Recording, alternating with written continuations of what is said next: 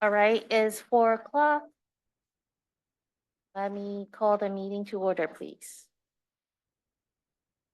Roll call, Mr. Salinas. Directors Gunther or Huang, Here. Sethy, Here. Weed, Here. Akbari, Here. and Gunther. And Director Gunther sent his apologies. He has an unavoidable conflict. So next item is salute to the flag. Director Wee, would you, in honor of Yes, your please join us. upcoming wedding, would you please do the honor?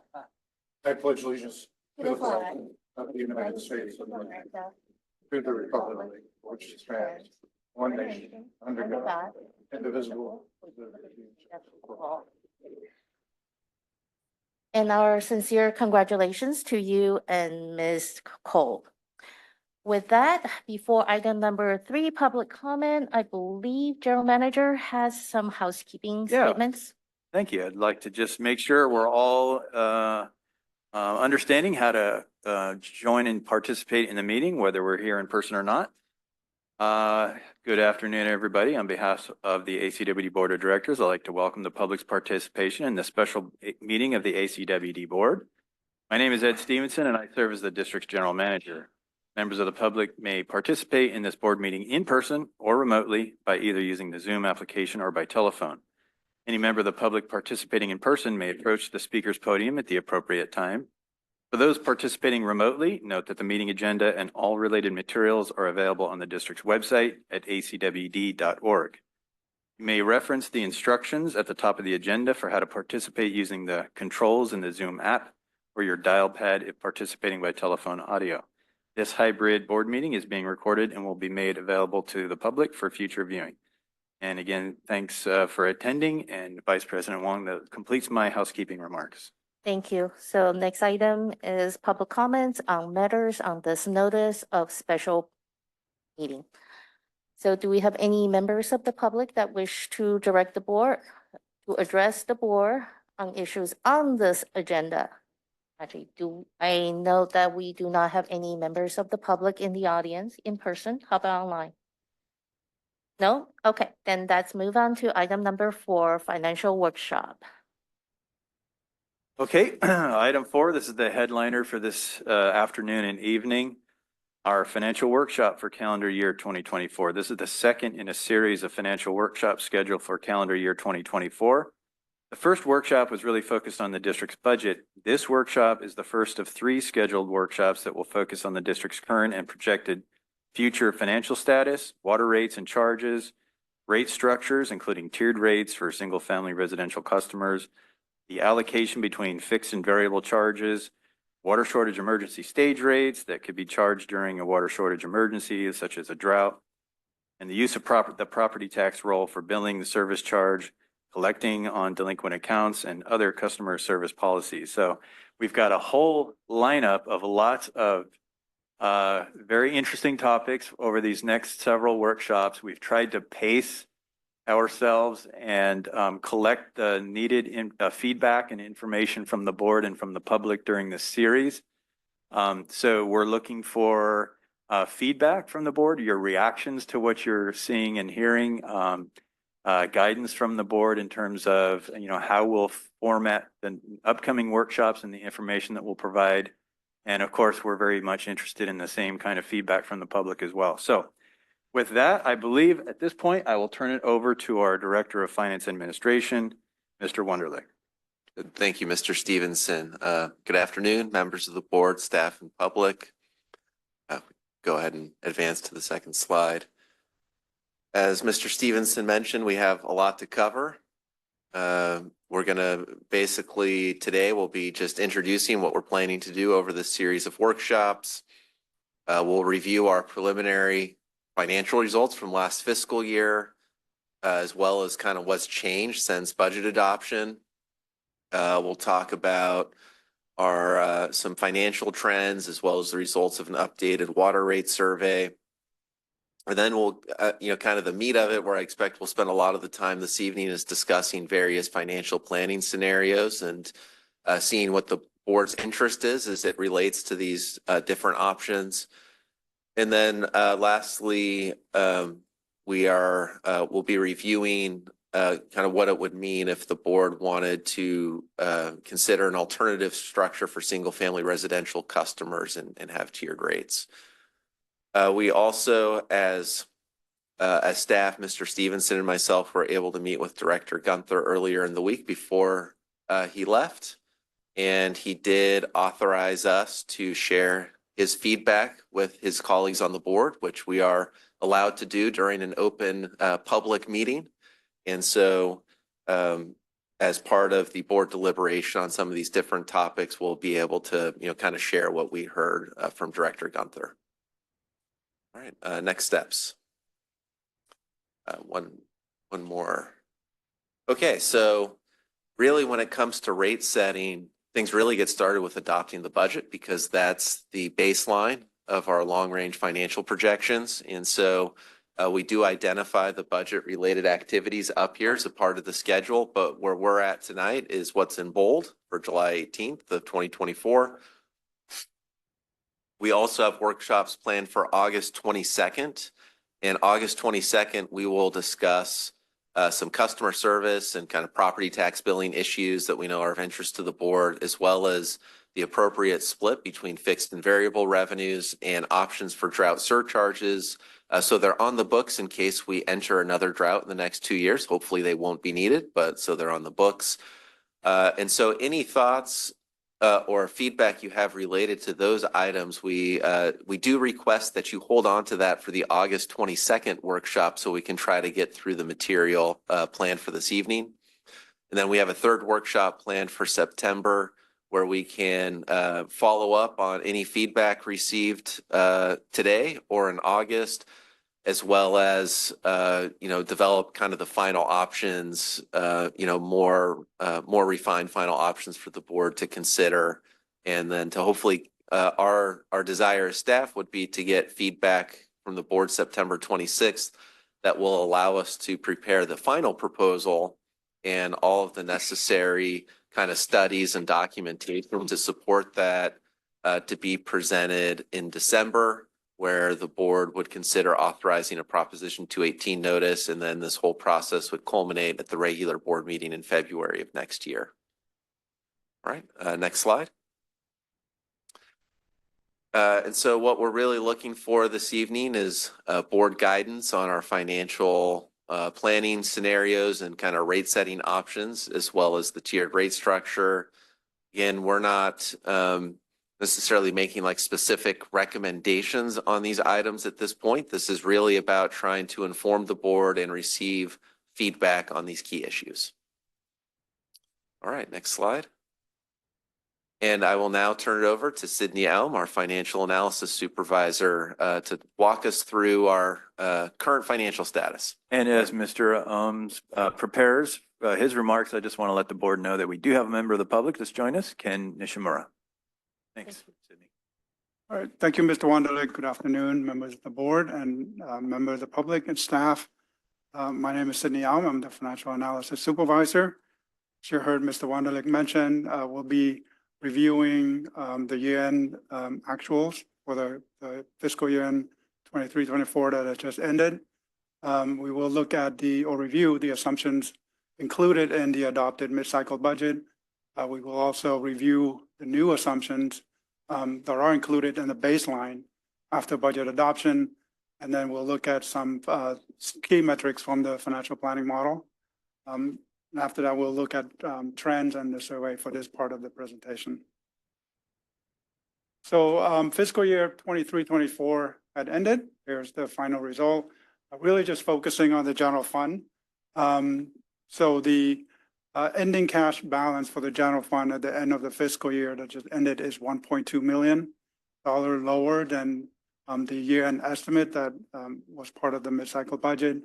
Water revenue specifically is lower by 1.5 million. Again, that's compared to the estimate that we did during the mid-cycle budget. The expenses overall is $1.1 million higher. So the new fiscal year that just started July 1st, 2024, the beginning general fund cash balance is $1.2 million than previously estimated. So not much, not significant changes. Kudos to staff for making the estimate as close as possible through the review process. Wanted to note, the district did receive $1.8 million for the water sales agreement. As you may recall, last fall, we had some surplus water that we could sell, and that came through to West Side Water Authority. So the district did receive $1.8 million that's deposited into the general fund as part of the other revenue. Here's the baseline assumption that was included in the adopted mid-cycle budget. You've seen this before. There's no changes, but just wanted to review as a reminder. A demand forecast based on lower assumption. The cost of living adjustment had been implemented effective July 1st. The increase in water rate from SFPDC implemented July 1st, 8.8%. The baseline assumption at budget adoption assumed a total of $85 million in new debt, split into two issuance, $30 million and then $55 million. We'll be talking a lot more about this as we go through the scenario later on in the presentation. The budget does include the updated financial planning model does include the water supply reliability initiatives, including the conveyance and Los Vaqueros expansion project. No changes to the contribution for pension and OPEB. And the key point here is the water rate increases assumption and the baseline included as part of the mid-cycle budget adoption is 5.5% increase in fiscal year 24-25. That's effective March 1st, 2025. That's next, well, the current fiscal year, followed by another 5.5% increase in fiscal year 25-26. Now this would is subject to change as part of this rates process. An increase 5% in the third year, fiscal year 26-27, followed by a 4% annual rate increase after that. So that's the baseline assumptions that were included as part of the mid-cycle budget that have been adopted by the board. Your slide? I think we skip one more. Oh, we're missing a slide. Next slide, please. Oh, yeah. Go back one slide. But we're missing one slide. Is that the next slide? Because we have some new assumptions that's added as part of the baseline.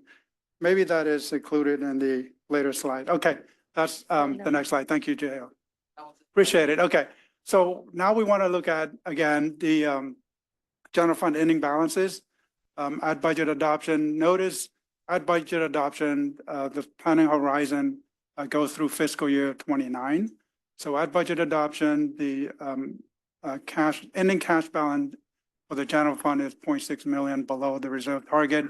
Now we're in a new fiscal year. We're looking out the next 5 years. So we're showing a fiscal year 2030. That's 13.8 million below target. So beginning the current fiscal year, the ending cash balance is already below the reserve target by 13.8 million. Thank you. I was ahead of myself. I jumped ahead of myself. So that's the assumptions included in the adopted budget. You've seen that before. So after budget adoption, there were a discussion and there are some assumptions, new assumptions that were added or made to the financial planning model. This is for rate workshop discussion. I already talked about the actual result for the current fiscal year, or the last fiscal year, 23-24. $29.1 million in projects, capital projects included. This is from the draft engineering report. The big one is PFAS treatment system expansion. That's 15 million. Patterson Reservoir, and then improvements to treatment plant 2 in Whitfield, as well as transmission main. So total $29.1 million added to the financial planning model. There's other baseline adjustment that include an update to the Delta conveyance cost, as well as we remove $2.5 million in anticipated sales of the ACWD Deer Road property. So if you call in the past, we budgeted this $2.5 million. It used to be a different amount over several years, but due to uncertain timing, we don't know the status of that. it is it's prudent to remove that out of the long-range financial planning model. So that come out of that. All right, so with that, there's a new ending cash balance, as you can see here. Text is a little bit small. So on the left is the general ending fund balance through fiscal year 2030. As you notice, a lot of red at the very end there, that's 47.2 million. So as you saw earlier, the baseline assumption, part of the adopted budget, 13.8 million. So we added 29 million in projects. Actuals fiscal year 23-24 is down a little bit, and addition of other adjustment I just mentioned, like the property sale. So the ending cash balance for the general fund is projected to be 47.2 million, below the reserve target. The district still maintain a very healthy debt coverage ratio. Again, we'll revisit these two metrics as we talk about scenarios.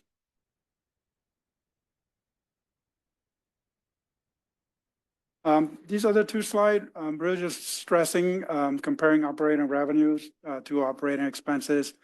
On the left side, for projected years, operating revenues should be able to cover operating expenses.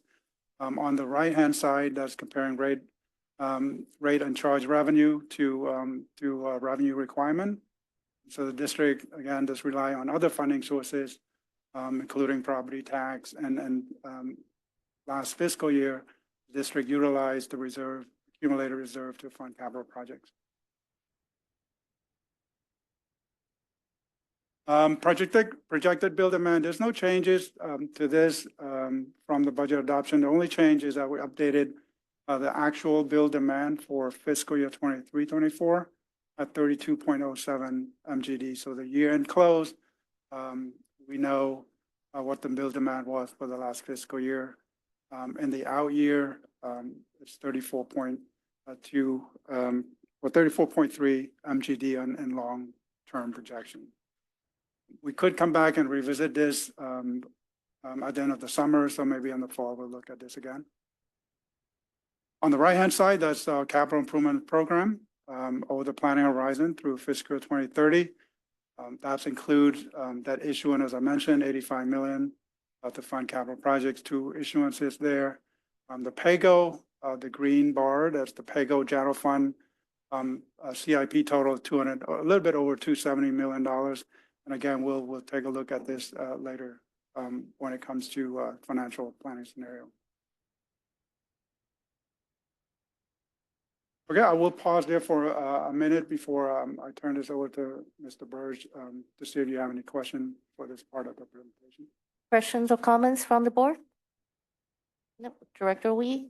We do have flexibility in our expensing, particularly since we have a large well over $1 billion capital improvement program. We can shift that expenditures year to year and make 1 to 2 year adjustments, can we not?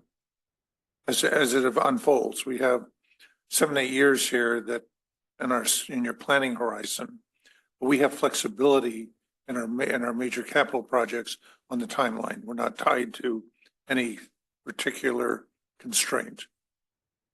I would count on our engineering manager to answer that question. The board adopted the 25-year plan and is presented year by year. Right. So the board always review that on an annual basis. So, well, we're doing a 25-year major renewal now. We're looking at a 2050 plan, which we haven't looked at for a while. We had an incremental, but to look at we're doing a major review of our integrated resources planning. But it strikes me that there is when I look at charts where we're tagging the top of a bar or going down below, it strikes me that we have some ability to control those numbers. They're not totally out of our Yeah, ability. I'd say, of course, the board has flexibility, and the board really revisits the capital program effectively once every year.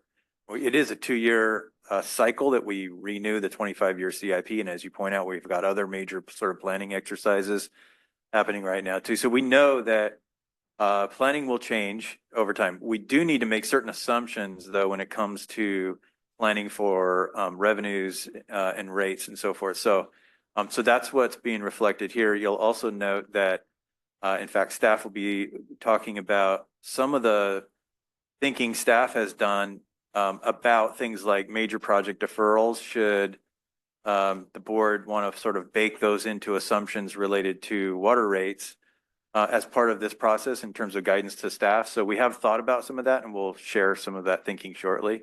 But yeah, the board has flexibility. And my experience has been the planning horizon, the planning group effect.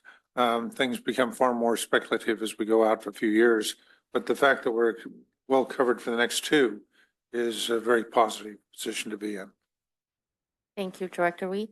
With that, do we have any comments from members of the public? Mr. Brew, you're here in person. Do you have any questions or comment on the presentation so far?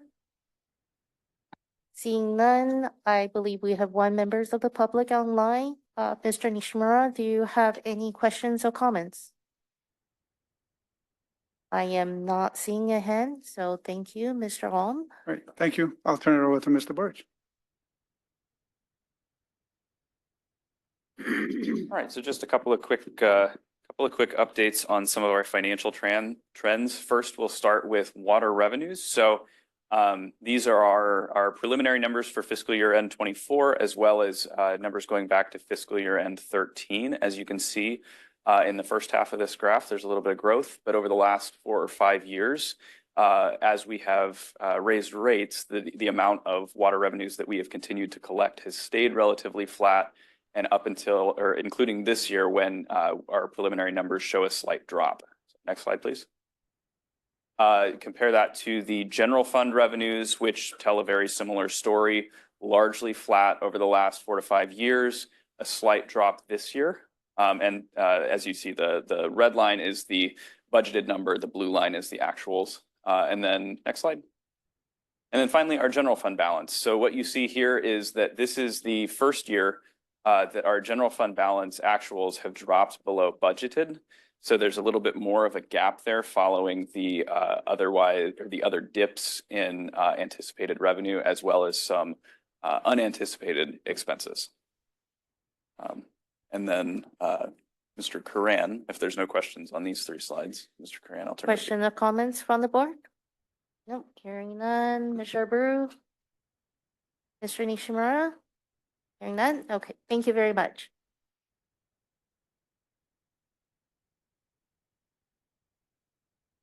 Thank you, Mr. Birch. Good afternoon. So, slide, please. In June, we conducted our survey of our surrounding agencies. We do this at least once a year, sometimes 2 or 3 times a year. But we have 31 survey agencies. If you could skip one more, please. As you can see, there are a lot of agencies up there.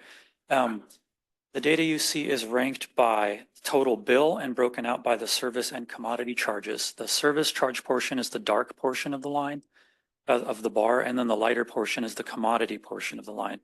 And as you can see, the median bill with the vertical line there, the median bill is $189.96 bi-monthly, and that is actually Redwood City is the median. And if you compare to where our district is, ACWD, ACWD ranks amongst the it is the 4th most affordable agency in the survey. And that's also assuming if the board approves a 5.5% increase, the ACWD will remain 4th most affordable of the survey agencies. Slide, please. Let me point quickly to the city of Livermore, where we have an alumnus of ACWD. John Marchant is the mayor, and the appropriate split between service and commodity charges.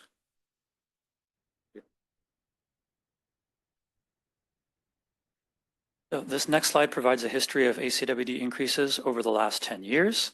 So you can see in 2015, a 30% increase in the service charge, which is approximately 8% total increase. In 2016, no increases. And then over the next 3 years after that, there were uniform increases, starting with that memorable 20%, followed by the 5%, then 4% 2 years in a row. And then in 2021, due to COVID, there was no increase. And then again, 2022, the 6% increase in the service charge, which led to an overall 2% increase. And the last couple of years, again, a uniform increase of 4%. There were also temporary drought surcharges over the few years that you see up there, 2014 through 2016, and then last year, 22, 23. So a customer, basically a high using customer that consistently used 23 units of water, saw a 63% increase over 10 years. If you compare that to PG&E over 10 years, their rates increased 138%. And a typical customer, their use actually decreased from 23 units bi-monthly to 16 units bi-monthly during this period. So the rate increase percentages would have actually been less if the customer still used 23 units, but the typical bill would be higher. So over the last 10 years, typical customer bill did increase 31%, which was about 2.7% per year. It's compounding, right? 2.7% per year. Slide, please. So how does this compare to other rates over the last 10 years? And we discussed PG&E already, that CPI increased 38.6%, and then the construction costs increased 41% over the last 10 years. So ACWD is a member of the California Urban Water Agencies Group, which is a group comprised of about 10 of the largest water providers in the state.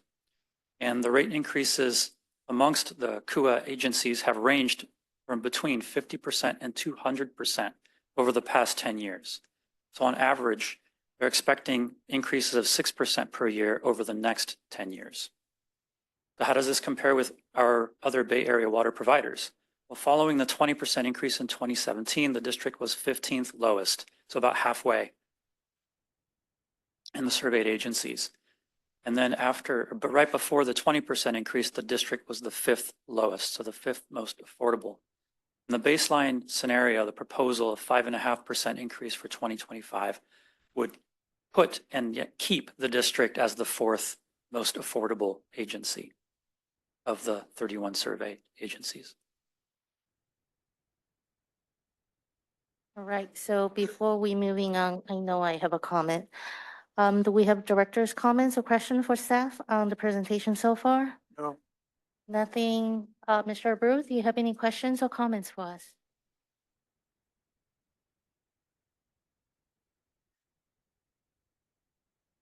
Yeah, East Bay Mud sponsored another survey. They gave it to the, that was used by the city of Pleasanton. And in that survey, and I'm going by memory, the ACWD ranked in the middle of the pack for middle to, let's say,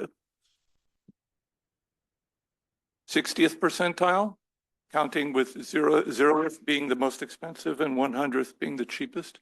But kind of in the upper half of water rates, but they only looked at about 8 agencies, which they considered to be comparable with the city of Pleasanton.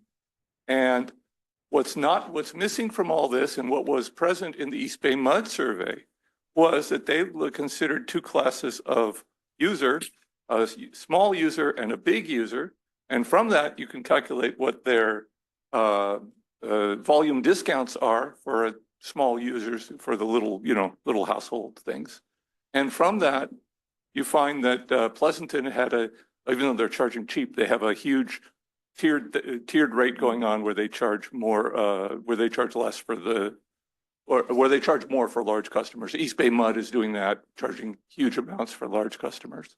Their rates is really, and Palo Alto, I think, had a tiered rates that was very, very severe, with huge discounts for small customers and big surcharges for large customers. Palo Alto was the most tiering going on, and ACWD, unique in the Bay Area, unique in the industry, with no tiering, no visible tiering in terms of rates. So the tiering does not show up here, and so that's two points. Tiering is not measured, and the placement of ACWD, is it down towards the bottom of the cheapest rates, or is it in the middle of the pack, or maybe a little bit above the middle of the pack, with a very moderate to above moderate rates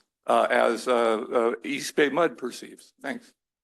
Thank you, Mr. Abreu. Hold that thought. I think we will be talking about tier rates later in this workshop, as in should ACWD proceed to a tier rate. So we would appreciate your comment and any input you have at that time too.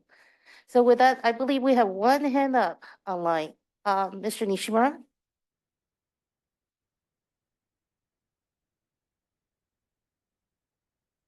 Can you unmute yourself? Yeah, Thank you. Yeah, no, thank you. Yeah, I find the discussion on page 18 and 19 of this presentation to be somewhat disingenuous. As you state, a customer who had a constant use of 23 units would have experienced a bill increase of 63%. While it is true that the per unit rate increases would have been smaller in magnitude if demand had not fallen, the argument that the bill increase of 31% is less than CPI does not reflect the fact that the consumer had actually received less product, in this case, 30% less. Thank you. Thank you, Mr. Nishimura. And actually, I have a very similar comment.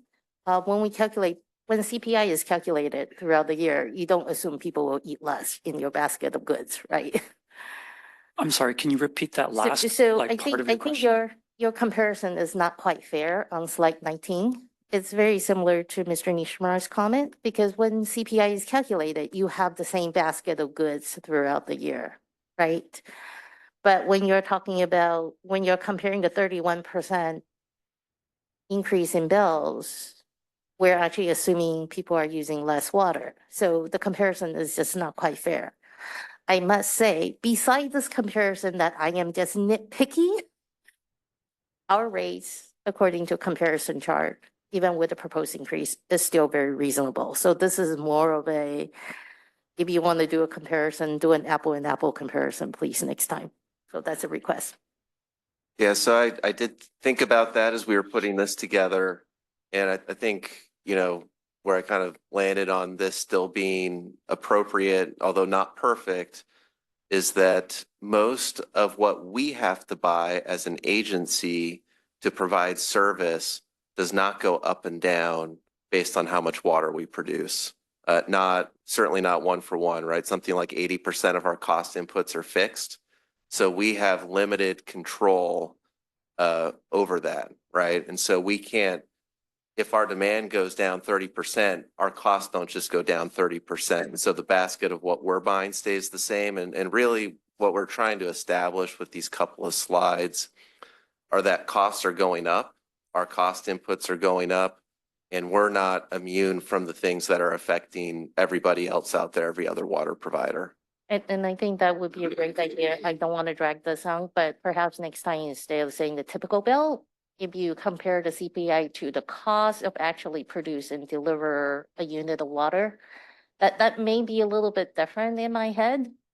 So anyway, we don't need to drag this on because I actually have no objection to the proposed rate increase and where we land in the overall tier. This is just a semantics discussion. So that's, any questions? Yes, Director? we don't have a dollar amount on the drought surcharge. I would call it a conservation surcharge, about $10 million for the 1 year. But that operates as a fixed income as opposed to a commodity income, does it not? No, it was charged per unit of consumption. But the effect is more. If you're intending to imply that a certain amount of our consumption is highly reliable, then I'll grant you that most of our consumption is highly reliable. More transparent if we were to have fixed charges, cover fixed costs and variable cost, the income cover variable costs. I think we will put that on record as your thought. But I think that's reserved for next workshop, and we will have an extensive discussion, I'm sure, at the August workshop. And the second question on, we have seen no impact on consumption based on rates. It is more social media. We were part of a study, was it not, that those we had the same conservation without tiered rates as those for our neighboring districts that had tiered rates. It was a social media effect as opposed to a rate effect. Yeah, so the study you're referring to was conducted by the University of North Carolina Environmental Finance Center. They looked at the relationship between price and conservation in California, and we were one of the agencies that participated and provided them with data. Staff presented on that study to the board about 6.5 years ago. There were two main takeaways from that study that were reported to the board at the time. One was that during the drought, agencies were able to achieve significant savings no matter what type of rate structure they had in place. And that certainly would be driven by messaging and getting the word out to customers that it was necessary to conserve during the drought.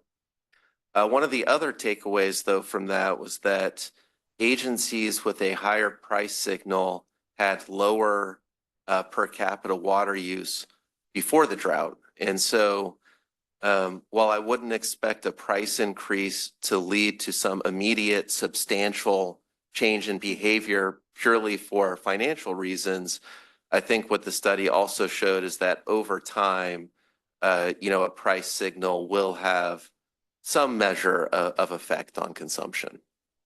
That was found when there was an extraordinary price signal where the fees had been raised to exorbitant levels. Thank you.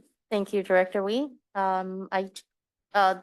Nishimura, do you have any additional comments? I see your hand still up.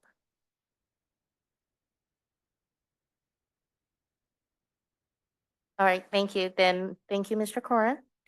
Moving on. And if I may, just very briefly, I just Okay. want to make one clarification that I forgot at the very beginning.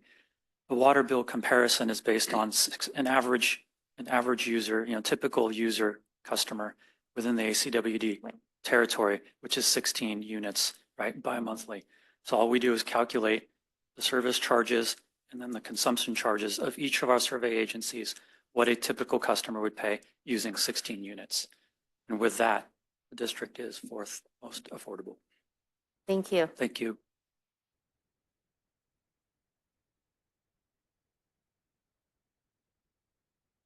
Okay, so for this part of the presentation, we'll look at some financial scenario, specifically two scenario, one of which is the minimum purchase was presented as part of the budget workshop. Board showed some interest in learning more about that, so we're back with some specific related to that. As I mentioned, the financial planning model includes additional capital projects from the engineering report. So we looked at potential project deferral as another option to look at.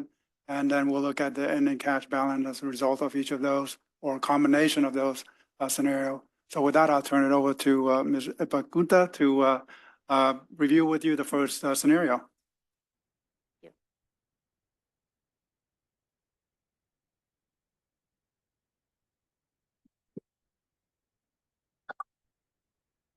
Thank you, Mr. Om. Good evening, members of the board and members of the public. My name is Rekha Ipagunta. I'm the project engineering manager. In the next few slides, I will go over potential candidates for capital project deferrals within the rates horizon, which is fiscal year 25 through fiscal year 30, to go back answering the board's question from prior section. We do look at our 25-year plan every 2 years. So the next opportunity for the board to review our 25-year plan would be in 2025. There will be certainly opportunities to make adjustments to the 25-year plan. But for this exercise, we only looked at the rates horizons. I wanted to emphasize that these adjustments or potential candidates would be only during the rates planning horizon of fiscal year 25 through fiscal year 30. Can you speak closer to the microphone, please? Hope this is better.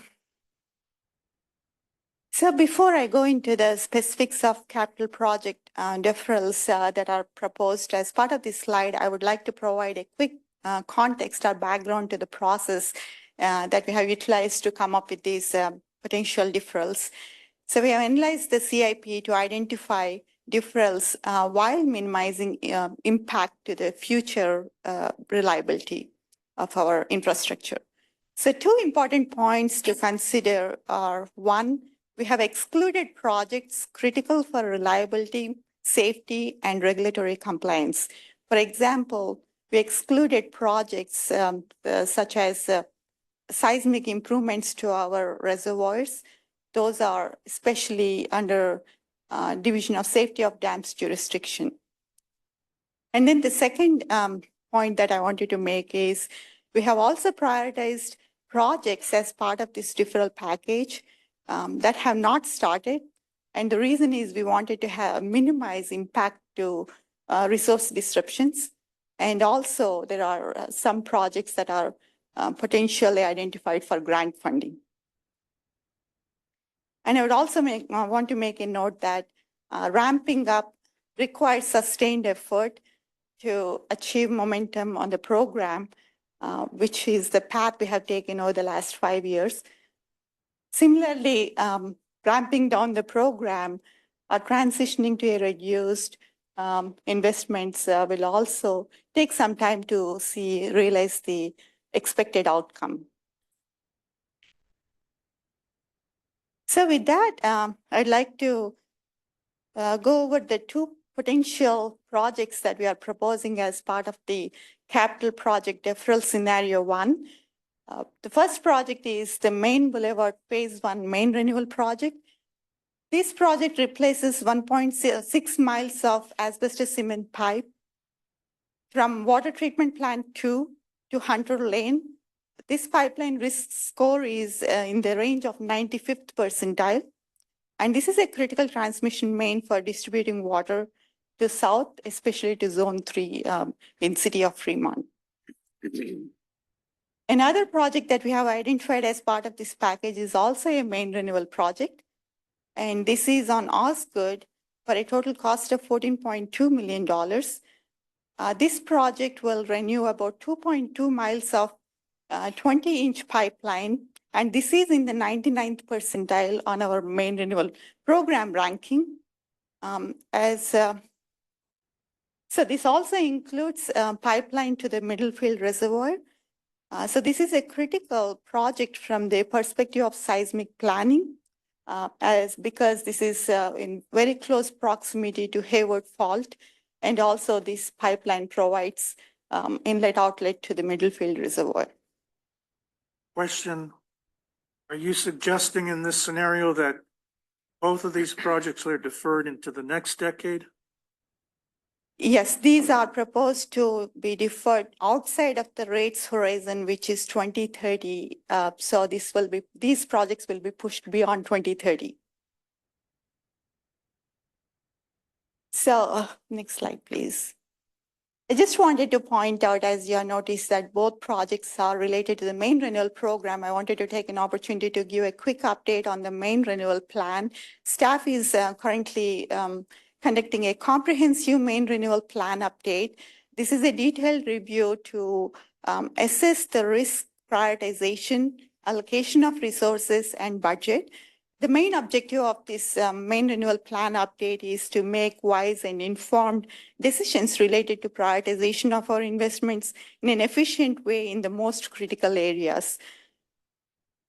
So we are also looking at adjusting our risk-based prioritization, looking at adjusting the risk scores, mostly from the objective of ensuring that we focus on infrastructure with greater urgency.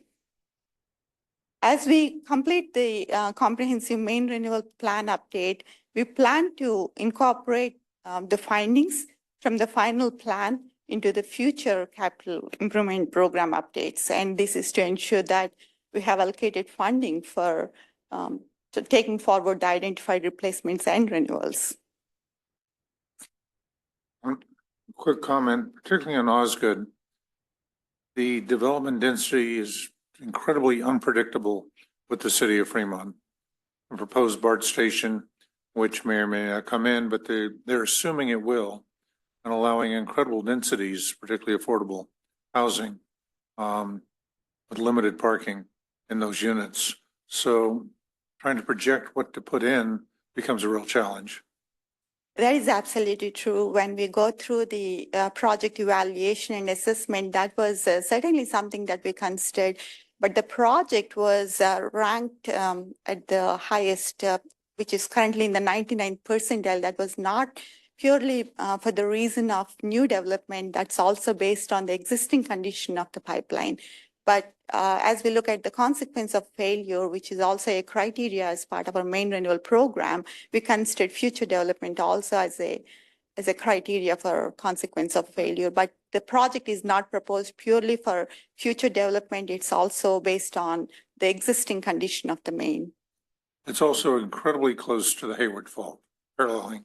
the Hayward Fault. That is absolutely true. Thank you. May I make a Go comment? for it, Director Sethy. So I'm going to come back to this more later on from a set of previous slides that I went through before this meeting. But I am not in favor of deferring these projects. And when you have 77% of the monies for this 30 million, you're indicating it comes out of our general fund, 23% FIF. This is very similar to the seismic improvement projects that we did in 2012 through 2016.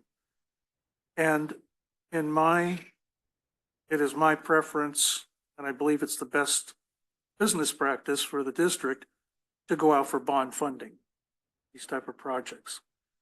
And as I expressed in a previous meeting, I believe there's a lot more room to increase the near-term bond issuance that we're looking for. And if you go back to slide 10 and 12, I'll just hit it right now.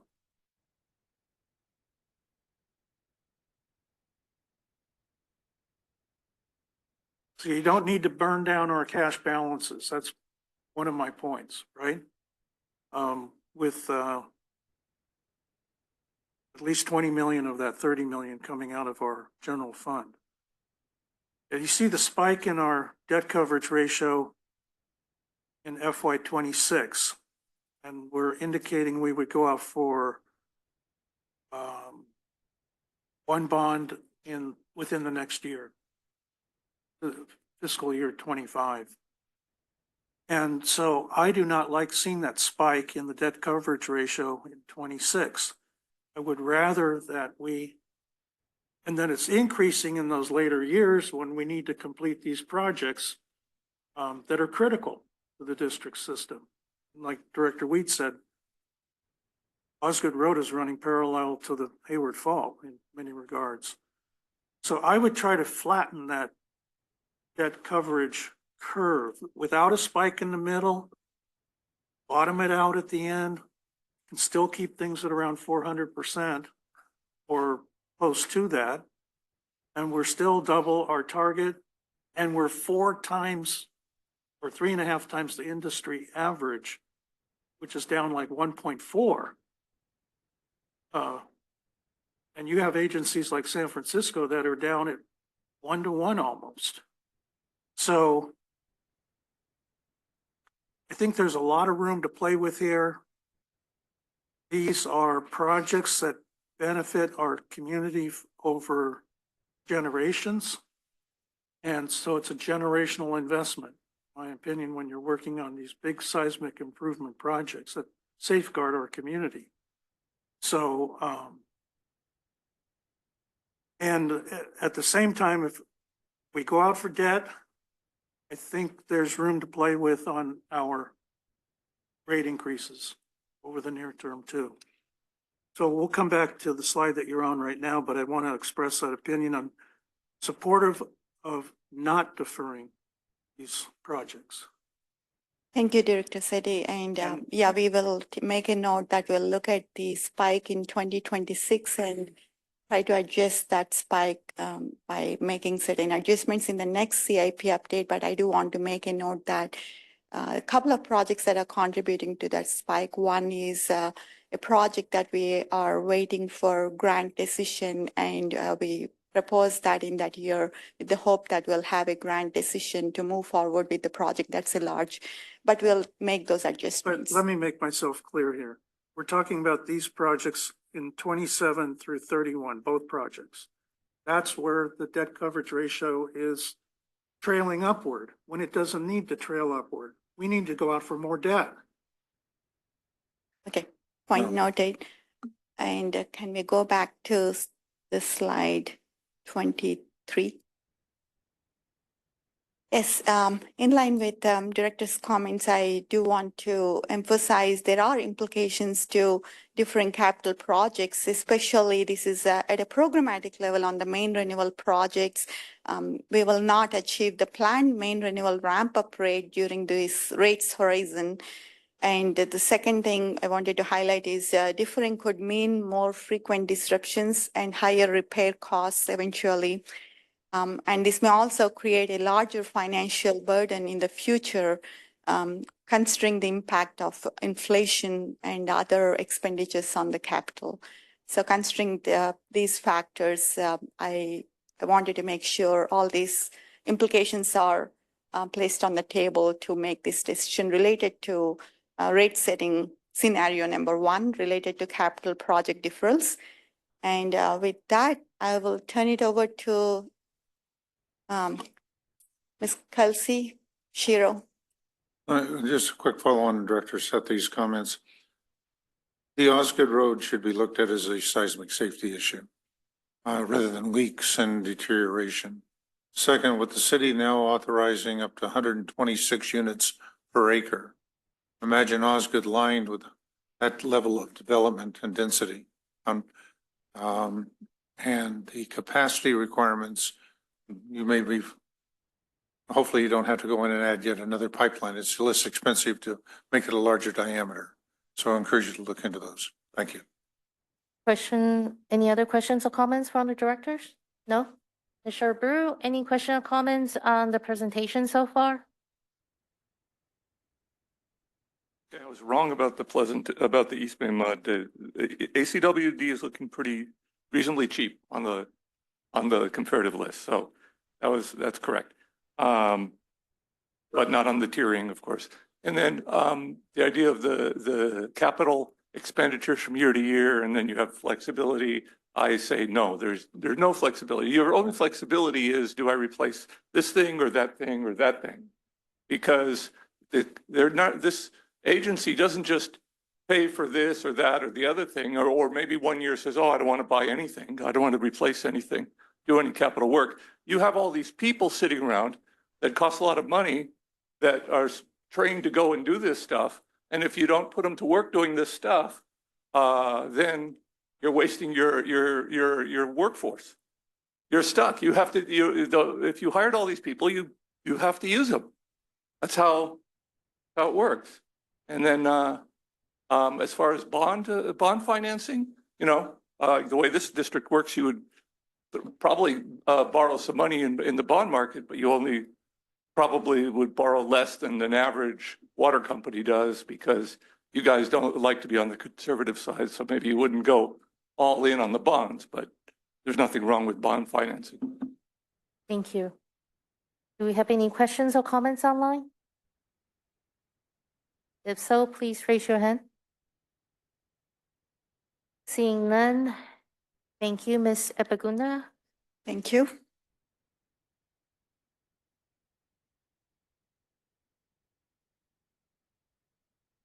Good afternoon. My name is Kelsey Oshiro. Good afternoon, members of the public and the board. I'm a water resources engineer with the Water Supply and Planning Division. And today here we're to present financial planning scenario number 2. And this is our minimum SFPUC purchase. So our water supply projections for fiscal year 25-26, we are looking to optimize around our hardness target, our planned facility outages, and other factors. So with that, we estimate our purchase to be about 9,152 acre feet. And this does include meeting our existing hardness target, and takes into account our extended TP2 or water treatment plant number 2 outage due to planned filter changes. So overall, this would be about 1.2 million over our minimum purchase. And I just want to note here that there are sometimes additional costly SFPUC purchases that are required beyond our optimized budget. And this is due to unplanned plant outages, either at desal or at our TP2, our water treatment plant number 2. And our financial model does assume about 1,000 acre feet above our minimum to plan for the costs of these unplanned plant outages. And so with this as our base scenario, we could reduce our SFPUC minimum purchase through optimizing on our cost, but that comes with trade-offs. And next slide, please. So in this On that- scenario, On the prior side, Sure. was there any reference to PFAS in this chart? Oh. Was not the SFPC expenses based on the blending for PFAS? it does include, yep, mhm, yes, it does. Director Weed, the PFAS treatment facility is expected to come online within the next couple of months. And so this is based on that facility being online to treat groundwater. Thank you.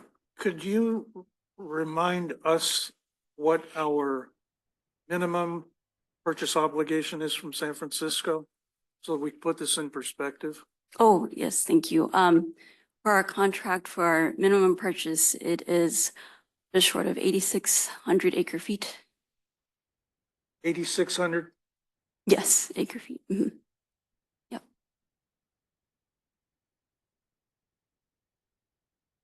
And, oh, thank you.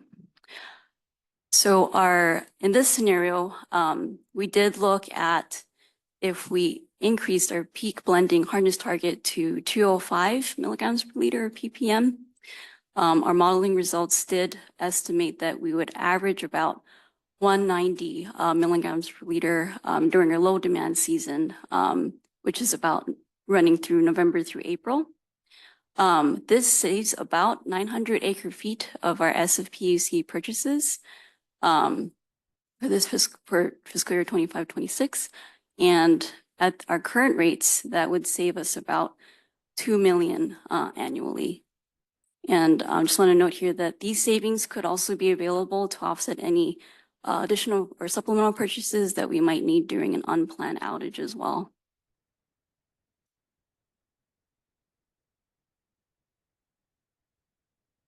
And May yeah, I provide a comment if you're done? yes, thank you. Mhm. So, pardon me here, but I find this very objectionable. Trying to save $2 million and forcing the hardness of our water to our customers up about 50%. Are we being ridiculous here? Yeah, and just a little bit of context and I say, no way. You cannot afford to do this with our customers for a savings of $2 million against what out in the future is, we're getting close to $200 million enterprise here. Again, I go back to the fact that if you borrow more money on your capital projects, you don't need to do anything like this that affects in such a dramatic way the hardness of our water. So Director Sethy, I actually agree with you, but in defense of staff, I think these are their very creative scenarios that they are presenting to us to test our temperature, to test the water temperature, for lack of a better word. And I think we understand where you're coming I from. would certainly be interested in hearing Director Gunther's viewpoint on this. I will tell you, See it blowing his my top. viewpoint is very similar to yours, since I get the really hard water along with Director Gunther. I lived through the time when the water was, before the Newark desalination facility. And then I have times that the semi-running joke in the house is that we actually have to wash our shower head periodically with toilet bowl cleaner just to get the crud out the shower head so you flow. Yeah, I So- have the same problem. I just go buy a new shower head. Okay, so we're kind of departing from today's focus, but I think this is just a scenario that they're presenting us. I think they heard loud and clear, at least from one, if not two directors, And I'm Yeah. pretty sure Director Gunther probably gave you some feedback. He in did your- give us some feedback, and actually, we will share that with you all. It'd be good to hear from you all, obviously, individually. But I did want to thank you for, that's exactly what we're doing. We're not actually proposing any one of these scenarios, scenario 1, scenario 2. These are not staff proposals, but what we are trying to do is understand where the board's thinking is with regard to some of these. As you know, there are some major inputs that affect finances, right? There are some things that really move the needle.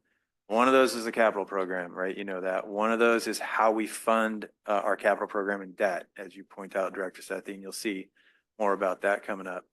Another one is, major cost centers like San Francisco, right? So these are areas that we're kind of probing. Yes, you are in a little petri dish right now, so we appreciate you responding to our stimulus.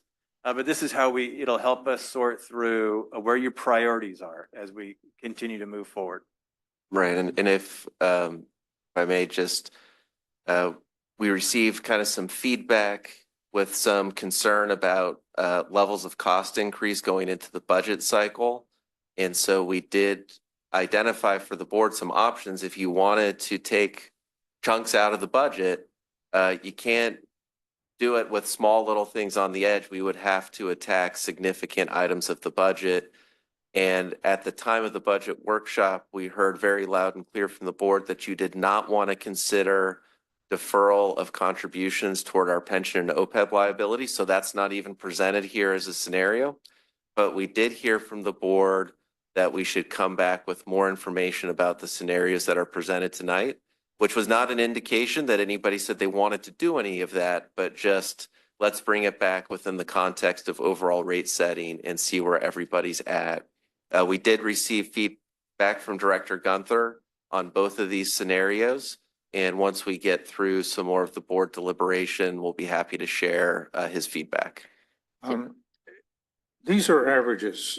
There's a band or range of hardness throughout the district. It's not uniform. We could have the Union City line, which would be on the higher end, and then the Mission area, which would be lower. So it would be interesting to see the band across the on one of these charts as opposed to just the single line. So I would say hold that thought. Once staff has the opportunity to present all 3 scenarios, then we could all share our thoughts. And I would say you do not have to accept any of the scenario, just understand there are implications. All right. With that, shall we move on? Ms. Oshiro? Yes, thank you. And we'll pass it to Mr. Om. Yes, thank you both, Ms. Ipakunta and Ms. Oshiro, for your review of the 2 proposal, or not proposal, but scenarios. So impact on the general fund ending balances here. Again, thank you to the general manager and Mr. Wonderlich for reiterating that staff is not proposing these, just for you to look at and think about and provide feedback to us. So, so what this slide does is maintaining the baseline assumption that discussed earlier. That's already include the baseline assumption include 85 million in debt, and we will spend a portion of our presentation on debt issuing, and then at the very end we'll provide come back with these scenarios with additional debt issuing, and then we'll look at debt coverage ratios as well. But as of right now, with the maintaining the baseline assumption, that's 85 million in new debt, and then the baseline rate increase, as you see on the slide there, with the project deferral of 30.5 million. Director Sethy mentioned the general fund portion of that is about 24 million. So what this does, it's improving the amount that is below the reserve target at the end of planning horizon from 47.2 million to 22.8 million. So scenario 1 is not going to get the ending balance to at the reserve target, but it does help. This is the same thing with the general fund ending balance with the scenario 2 minimum SFPUC purchase, maintain baseline assumption, baseline rate increases.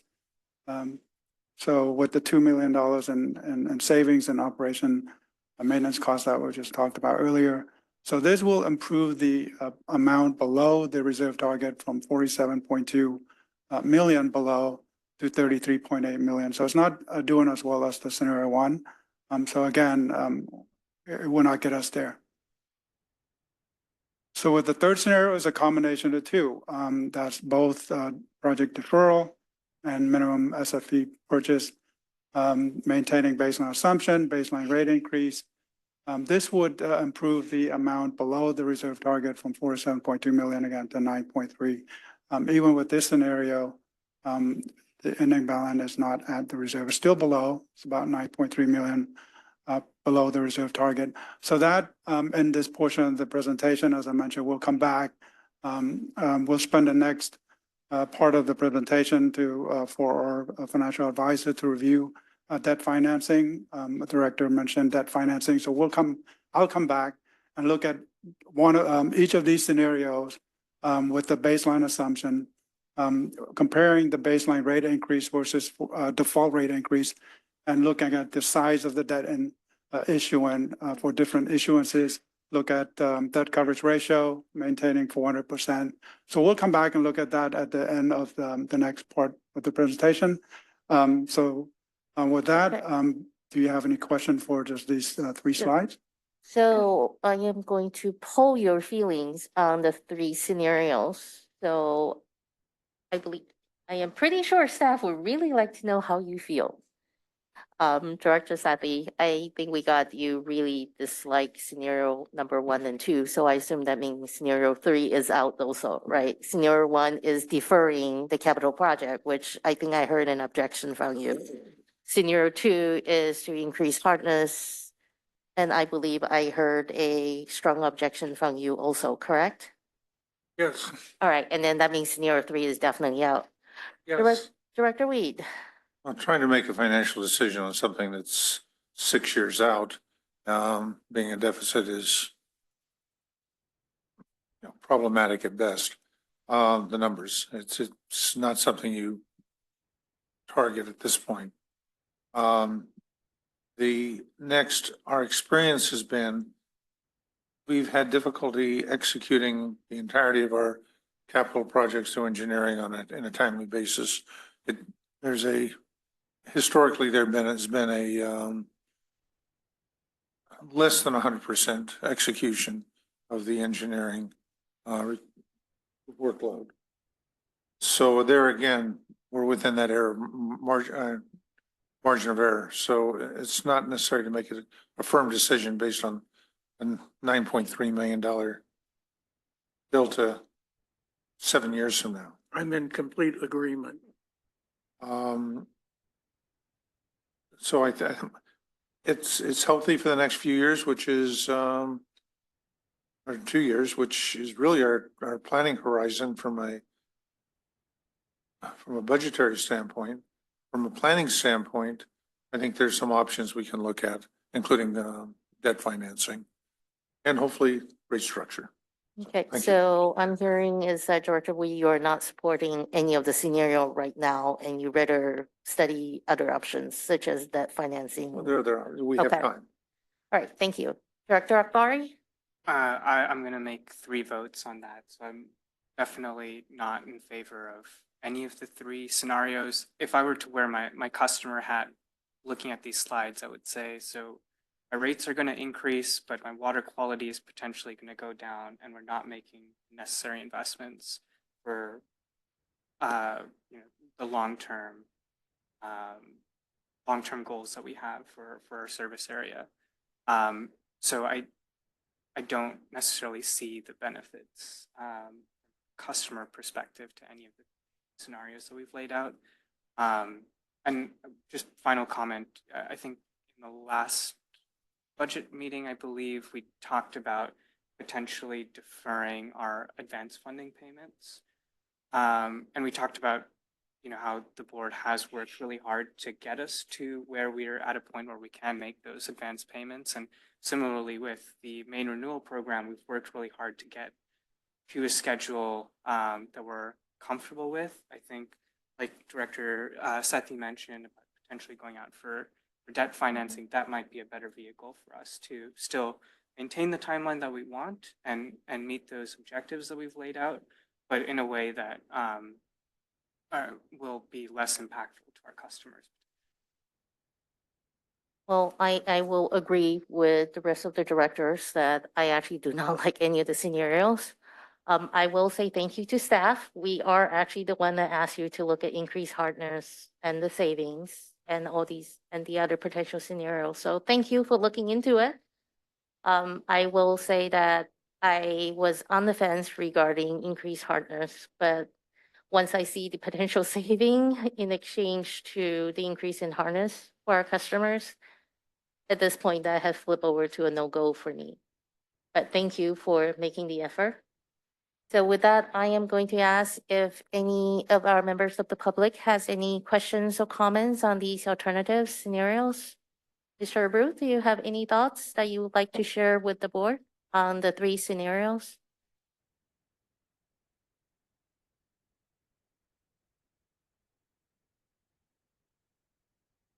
I don't have, I didn't dig into the 3 scenarios, but the rate increases are around, 5% per year. So, and if you look at the other water companies, what they're doing is they're raising rates like 8% per year. It's a lot more than 5. It's a lot more, and they're really jacking up the rates like crazy, mainly because they didn't keep up on their maintenance in the past, and also because the the Department of Water Resources has these giant projects that they're going to be costing a lot of money, and people are going to pay for it somehow, whether it shows up in these bills or in their property tax bills or somewhere else hidden away somewhere. The people are going to be, residents are going to pay for it. So my thought is that the rate increases of 5% that are being assumed here are not realistic because they're not in line with the industry averages. Thank you, Mr. Abreu. I see we have a hand online. Mr. Nishimura? Yes, thank you. I'm probably just piling on here, right? I'm somewhat disappointed at the prospect of hardness levels exceeding 200 milligrams per liter as an option in financial planning. Should the district take that option, which I think now we've heard is unlikely, to minimize SFPC purchases, every effort should be made to better distribute the low TDS water from the desalination plant, as well as exploring ways to mitigate peak hardness levels. Hard water is anathema to plumbing, and while the damage is slow to accumulate, results in substantial costs for customers as well as wasted resources. I'm now visualizing a landfill full of crusted over shower heads from Director Sethy's home. And I am also of mixed feelings about the proposal to increase reliance on debt, given the regulatory uncertainty surrounding contaminants of concern and other external forces. While judicious use of debt to minimize rate increases and maintain required investment is welcome, it does reduce the ability of the district to respond to adverse regulatory requirements. Therefore, I will render my final comments on this topic at a later date. Thank you. Thank you, Mr. Nishimura. Mr. Stevenson, do you need any other thoughts from us or directions? For this particular point in pausing, no, Okay. but if you'd like, we can hear the drum roll and you can hear what your peer, Mr. Gunther, Yes, shared. please. And by the way, that was very much in a conversation about these factors. They're all tough. And so, and there are lots of things to weigh as you're considering this information, but Mr. Wunderlich will share where Mr. Gunther, the feedback that he provided. Yeah, Thank you. just on the items we've discussed so far, not on the items that we'll still get to. But he was concerned about the concept of deferring these capital projects. You're still going to have to do them. There will be escalation to do them later. You might end up spending more long run. So, he did express some concern about that. In regard to the hardness, he looked at it as, this is an increase, and he knows the water can get hard because he lives in Union City that's served by the blending facility.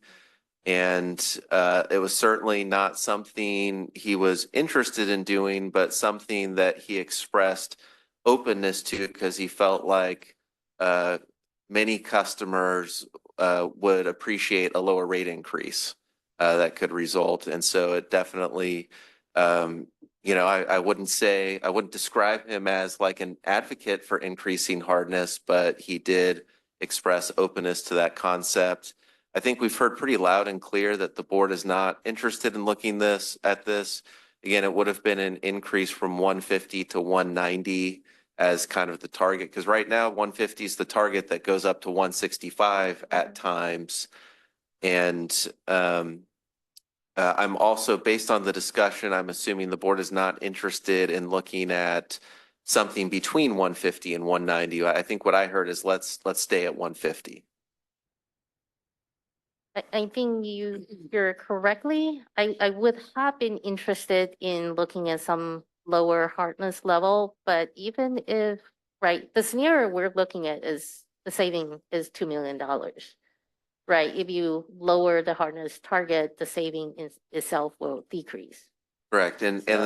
It's always our goal to purchase the minimum and meet the hardness target. That's always the goal.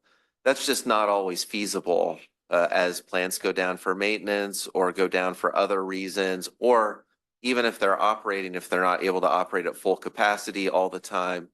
And so what this was really about is this is what it would take if we wanted to more reliably hit the minimum target. Understood. Thank you.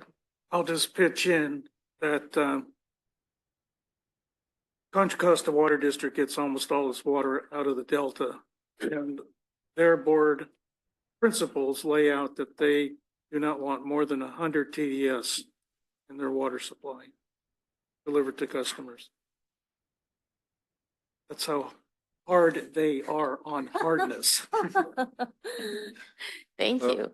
We could invest in more money, a greater share of the state water project and enjoy the same better water quality. Right. But it's also seasonal and there's other problems.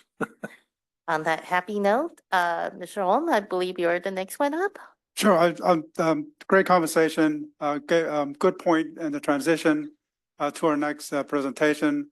I'm happy to introduce Mr. Darren Hodge, our financial advisor. He's a managing director with PFM Financial Advisors. He'll review an overview the debt financing, and then after his presentation, I'll come back and run through some scenario related to debt issuance, additional debt issuance. Thank you. Mr. Hodge.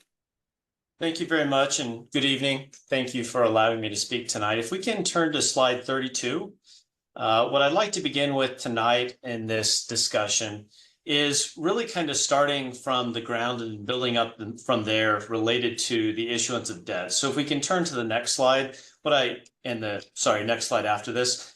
What I'd really like to start with is just a high-level discussion of how and when debt is used in the capital funding process. The district and its board are very familiar with debt, very astute, in the ways in which we sell obligations given our prior issuances. But a utility in general can issue debt for a number of reasons. But the main reason that a public utility issues debt is when we don't have enough free net revenues or reserves available to fund our CIP project needs. Because essentially what debt funding does is it accelerates future revenues to fund projects today. And the reason why we might want to do a debt financing is generally three reasons. And I'll talk about the considerations, which are just as important in a second. But in terms of the benefits of issuing debt to accelerate projects, one of the benefits to accelerating projects through the issuance of debt is just the reduction in inflationary costs related to projects versus if you solely pay go to project. You can kind of think of the example if you're trying to buy a house. As you're saving up all of your money to buy a house if you wanted to pay in cash, as you're saving up, the cost of that house increases and increases. And the alternative to that would be you take out a home loan to purchase the cost of the house in today's dollars. But the cost of that, of borrowing money, is really in the interest that you pay, which we'll talk more about later in the presentation. Another reason or another benefit to issuing debt is the idea of intergenerational equity. So a lot of our projects have long average lives, often well over 30 years. And so there can be an argument that when we sell debt, we typically structure debt over a 30-year repayment period. And so in that way, the customers that are utilizing and benefiting from the projects are paying for that versus you could argue there's an argument to be made where if you're just pay-go funding projects, then the current and prior ratepayers are really taking on the bulk of the cost of that project that will be useful for many decades to come. Another use of debt is really because, and this goes hand in hand in a sense to the first example I raised, which is you have a project cost. By issuing debt, we can spread that project cost out over a longer period of time. So as I mentioned, typically we'll sell debt 20 to 30 years. Instead of paying for that project all up front, we're paying for that over 30 years. And so what that allows us to do is implement rate increases in a more structured and managed way versus if we're just pay going, if we need to raise a large sum of money for a CIP project, doing it pay go might require some pretty substantial rate increases to be able to generate the funds to pay for that project. If we turn to the next slide, what I want to talk about next is the implications of issuing debt. Because there are benefits, but like anything, we want to make sure that we understand what are the considerations of taking on debt because they're just as important. And really the first implication of issuing debt is that it reduces the capacity that we have for funding future projects. Because anytime we take on debt, we have to repay it with interest. And so if I borrow $100 million today, over the next 30 years, I'm not just repaying 100, I'm probably repaying about 200 million because I'm repaying the principal I borrow plus $100 million in interest that I'm repaying over that period of time. That $100 million of interest reduces the funds that I have in the future to pay for other projects, other needs, etc. In addition, anytime we issue debt, the lenders that we borrow from, they place restrictions on our ability to do certain things in the future. And one of those is through an additional bonds test. And an additional bonds test essentially restricts the amount of debt that we're able to issue in the future as a protection for lenders so that we don't over leverage ourselves. The other important covenant that's placed on us is called a rate covenant. And a rate covenant essentially guarantees the lenders that we borrow from that we will set rates and charges so that our net revenues exceed our debt service cost in each year by a minimum ratio, 125 in our case. So those are important because those reduce our future financial flexibility. You know, luckily the district is very well managed and maintains very strong metrics. So we haven't had an issue with those just yet, but it is an important consideration that we want to keep in mind when issuing debt. The other factor that we want to talk about when we issue debt is as a public agency, we have the benefit of issuing tax-exempt bonds. When we issue tax-exempt bonds, the IRS sets certain restrictions on us that we have to meet in order to maintain our tax exemption. One of these is a test by which we have to spend down a substantial portion of our bond proceeds. So when we issue tax-exempt bonds, the district has to make an assertion that it reasonably expects at the time that we sell bonds that it can spend 85% of the proceeds within 3 years. And so what this prevents is a situation where, let's say that rates are really low right now, we borrow for the next 10 years of CIP. We can't do that with tax-exempt bonds. And so it's because of this restriction. Another consideration of issuing debt is that, kind of going back to this theme of future financial flexibility, is that when we issue debt, we take what you could call a flexible cost, i.e. CIP project cost, where you can move them from year to year in some cases, and you replace it with a hard cost, a debt service repayment. Once you issue debt, you can't move those debt service payments around. You have to make the payments on the schedule that you've agreed to with your lenders or investors. So really to summarize the end of this part of the conversation, it's while there's benefits to issuing debt, before we issue debt, we always take a very careful and holistic look to how much debt we're going to issue, how we're going to structure the debt, et cetera, to make sure that the decision we make today makes sense 5, 10, 30 years down the road.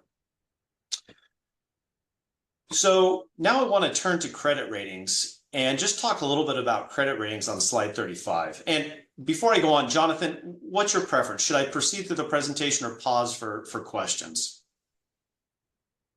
Let's look at the board. Perhaps we could get through Mr. Hodges' plan slides and then have discussion at the end of his plan slides. I have one point on the section that just completed.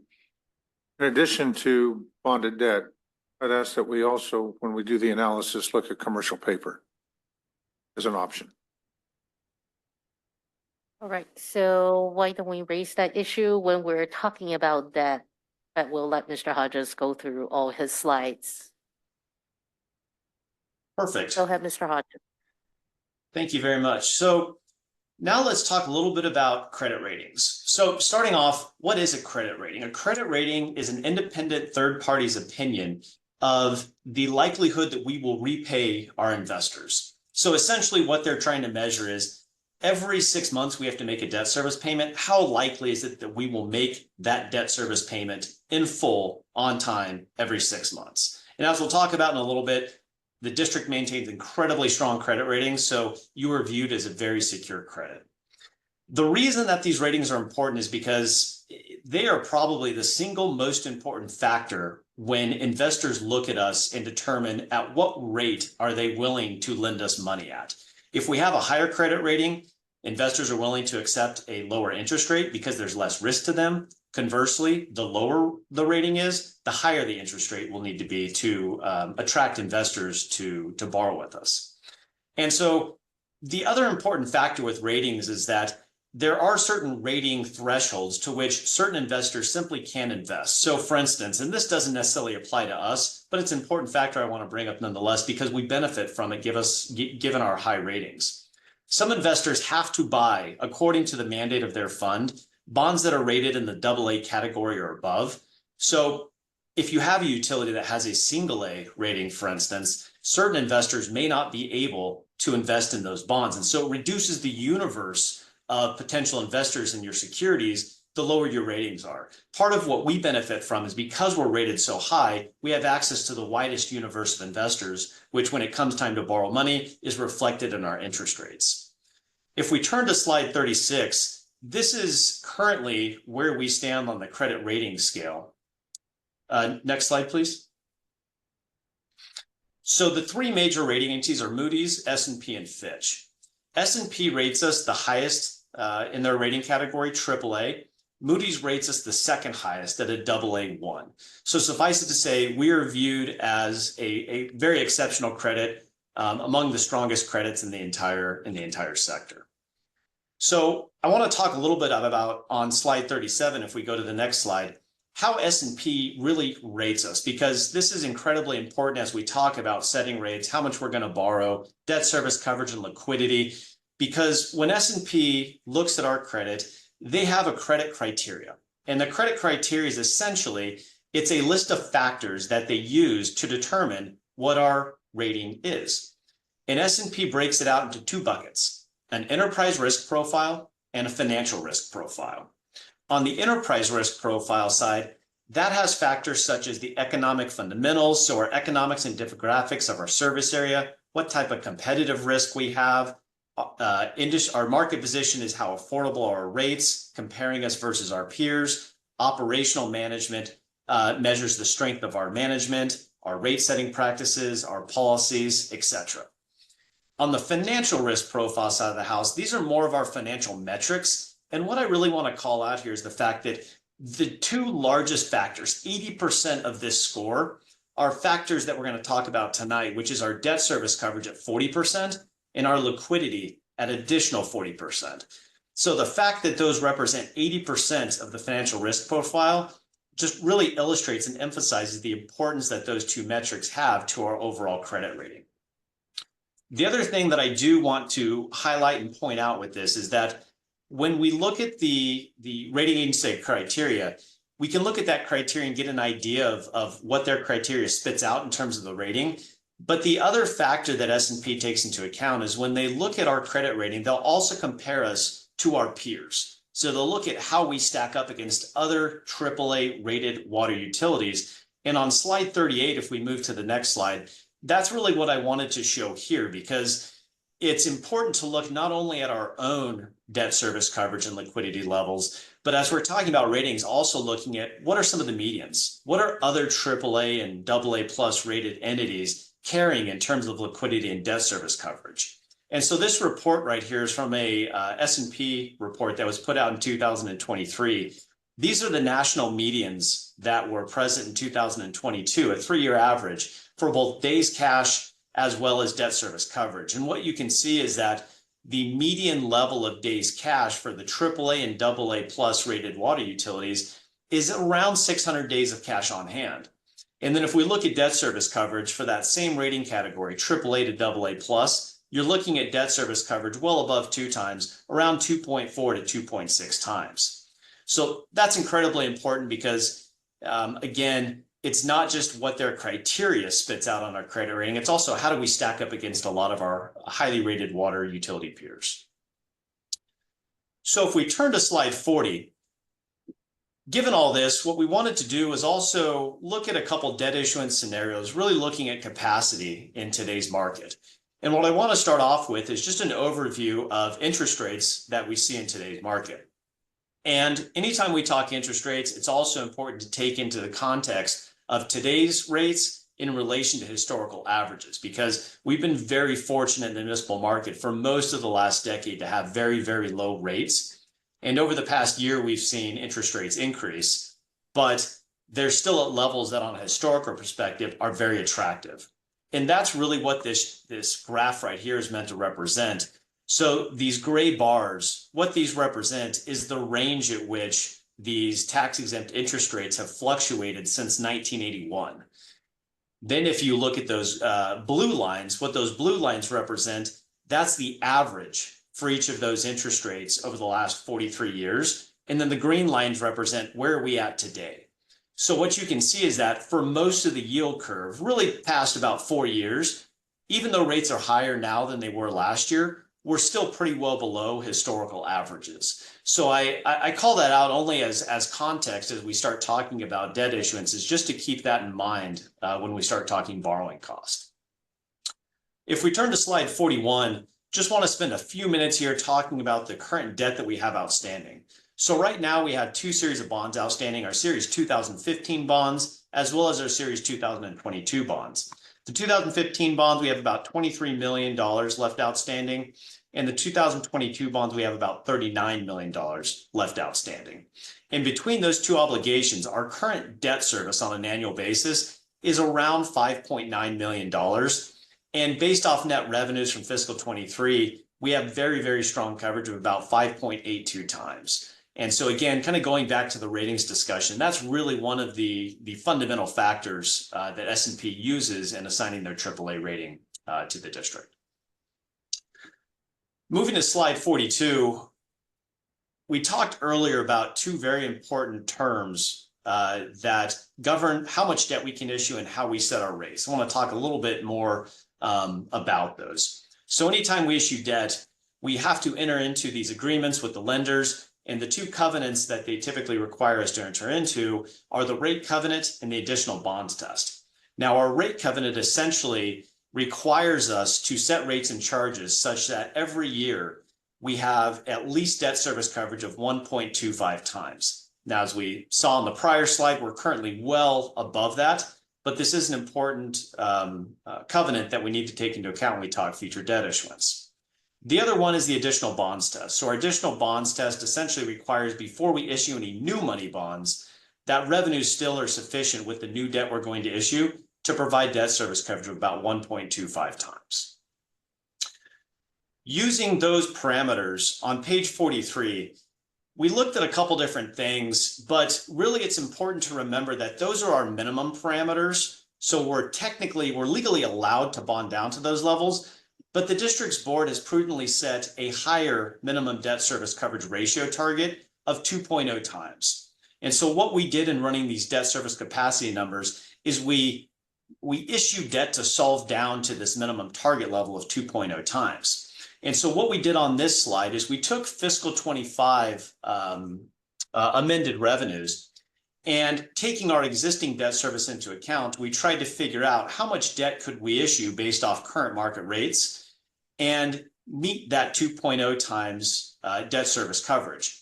And what we found out is that we could issue approximately $138 million of bond proceeds based off fiscal 2025 net revenues. So that would be our capacity in 25, assuming these numbers, that $138 million.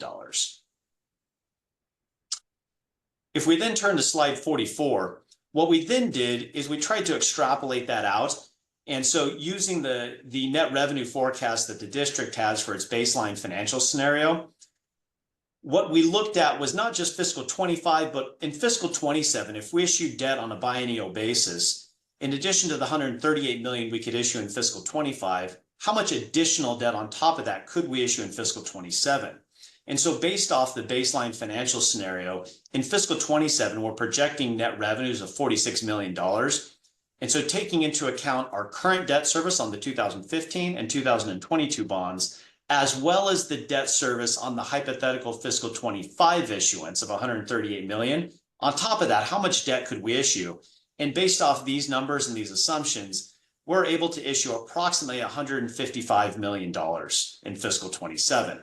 So on an accumulative basis between the capacity in 25 and 27, we'd be issuing about $296 million of bonds, which on a net basis is around 211 million, because that baseline scenario that we're discussing already assumes $85 million of debt issuance during this time period. And so with that, I'm going to pause here, see if anyone has any questions. That concludes the prepared remarks that I have on this analysis. Thank you, Mr. Hodges. Director's comment? I would Director just say this is an excellent presentation. It's wonderful. Thank you for all the detailed information. I'm just soaking it up. Love it. Director Weed? Yes, I mentioned earlier commercial paper, but let me ask for the debt service. What is the lead time it takes us to make a determination we wish to go out for debt and to the point where we're actually looking at the auction?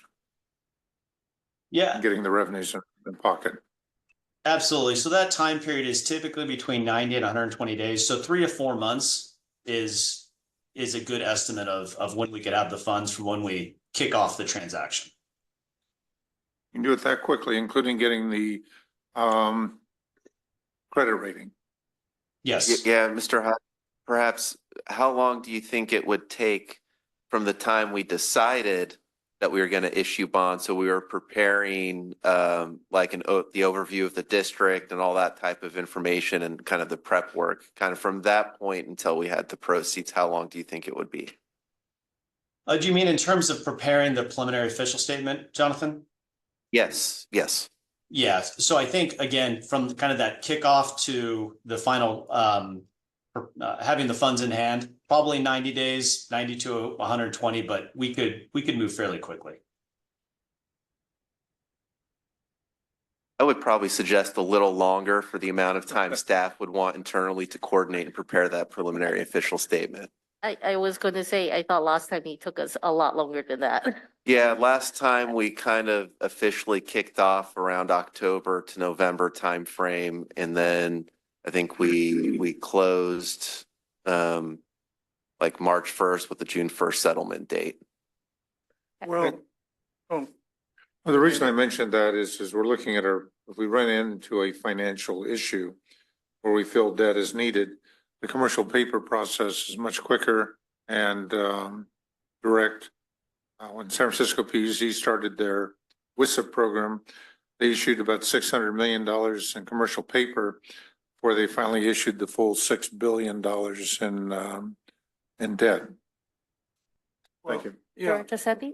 Yes, I wanted to add 2 points. First is to back up what Director Weed is saying, that the beauty of using commercial paper, and I think we should be looking at taking advantage of it, is it gives you the time to get your project done, then go issue the debt, rather than work under the IRS rules where you have to get it all done in 3 years. And I remember on our 2 seismic bonds, a lot of people here were not working at the district at the time, but the engineering department was running double overtime, and we had a lot of complaints from families that their spouse was, working 7 days a week to get these projects done. We don't want that. So I really like the idea of using commercial paper to get projects done, then go out for your debt issuance. But number two, the last time we went through this discussion, Darren, you were not part of it, but in the current plan, our finance team is looking at 30 million plus 55 million in debt. And I was expressing the thought that we should go out for a minimum of $100 million combined, if not up to 120 million. And so what you're showing here backs up or buttresses the case that I was making, that we have a lot of financial flexibility in terms of debt capacity. And on these major CIP projects, I believe that this is not pay as you go. It is, we should be spreading out the cost over generations. Thank you. Director Weed Yeah, and if I can- Director Akbari, please. Well, on the, what's known as the hedge fund rules and the time for debt, there was some misinformation given to the staff and the board where we went to a design build thinking we had to rush it through. We didn't. We also have the ability to do tranches where you authorize the debt, but you don't, you issue it in segments over time. So we have some more flexibility there, and it's not necessarily the ultimate driver, as we learned with some chagrin from when we dealt with Sutro. Thank you. Director Akbari? Actually, the only question that I had was very similar to Director Weed's on timeline, so I appreciate the response to that. The presentation was excellent, Darren, especially getting a sense of what our capacity could look like to take on new debt. I think that was one of the more insightful slides for me. So I appreciate all the detail that you went through today. Thank you. And I'll just say same thing. Thank you for the presentation. Really enjoyed it. I am probably one of the more risk averse directors on this board. And your presentation does make me feel a little bit better about our ability to borrow debt and still maintain our credit rating. So that's really appreciated. So with that, let me first check, has Director Gunther left any comments on this specific portion?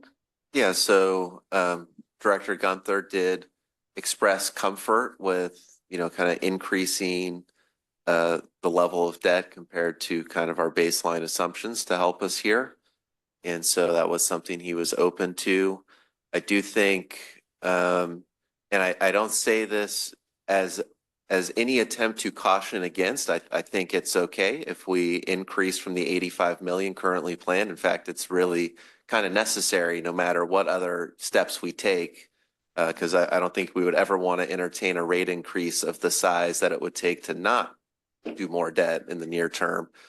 But if we were to go all the way down to the 2.0 factor on our debt coverage, I think we would see a reduction in our credit rating. As we, think back to the chart that he showed us, I think 2.0 puts you more in the, A+ to 2A, AA minus, type of range. Again, I don't think anybody's suggesting we go all the way to that level either. But yeah, so that was Director Gunther's feedback. He was comfortable with a little bit more. I guess what I would challenge the finance team to do is come up with that sweet spot where, we're not going below 300.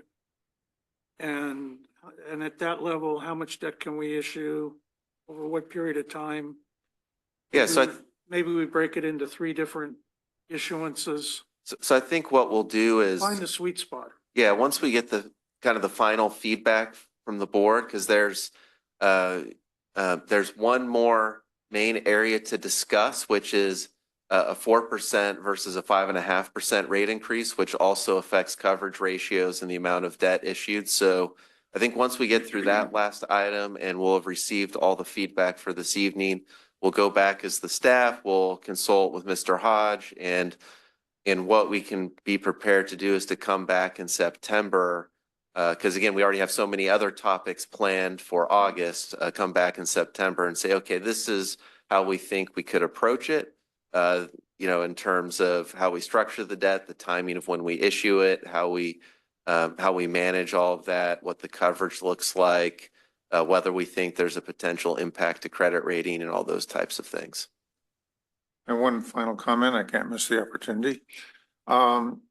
As we build our financial models and rates, that we assume that the debt service will be paid with the service charge and not the commodity charge.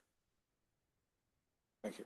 Thank you, and we will definitely have that discussion at the next workshop. So with that, do I have any comments from our customers? Mr. Abreu, do you have any questions or comments on Mr. Hodges' presentation? I'd like to ask the chair if, after public comments, whether we could take a break. Yeah, why don't we do that? We're almost 2 hours into Okay. this. And I will be leaving for a BUSCA meeting at that point. Thank you.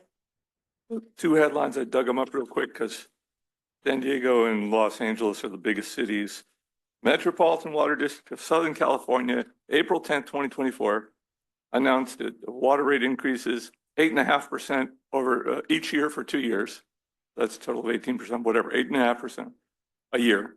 And then San Diego Union Tribune, San Diego County is on track. Water Authority board voted to raise wholesale rates a total of 38% over 3 years, which is 11% a year. And the reason why San Diego is going up so much is because they built this reverse osmosis Carlsbad thing.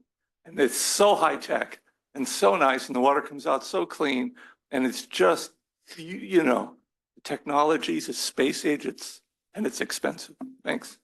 Thank you, Mr. Abreu. Mr. Nishimura, I see your hands up. Thank you. I do also agree that this was a very nice presentation and has, I appreciate the careful financial analysis, and I believe it has demonstrated as in concurrence with the other directors that the district does have ample room to increase its debt issuance. My only question, maybe it's a comment or a request, is given that it's pretty well understood in the financial markets that we're going to hopefully enter a negative interest rate, or a negative trending, I should say, interest rate environment, that if there is an optimal timing or strategy to issue debt, knowing that the Fed funds rate is likely to start to decrease beginning later this year. That would be an interesting topic to hear from if the board decides to go ahead with increased debt issuance and proceed. It'd be interesting to hear how the district can benefit from various strategies and how the district can benefit from that. Thank you. I would like to ask one last question here of staff. What role, if any, does PFM play in any bond issuance? So there are what's known as our financial advisor, sometimes referred to as a municipal advisor by cities. And basically, they're our kind of formal consultant or advisor to lead us through the process from beginning to end, and to make sure we get the best deal and are doing things all the right way that works the best for us. And bond counsel prepares all the documents and they work kind of in tandem? Correct. So kind of the core team for a debt issuance is going to be our bond counsel, our financial advisor, and then, of course, we would have meetings of the ACWD Financing Authority, which brings in the sixth member from the Union Sanitary District to assist with that process. Thank you for clarifying that. All right, with that, thank you. I see Mr. Hodges, I think, left, but thank you very much. It's about 5:48. Shall we take a 15-minute break? Like to say, come back at 6:05? Sounds good. All right. All right, we'll do 6:05.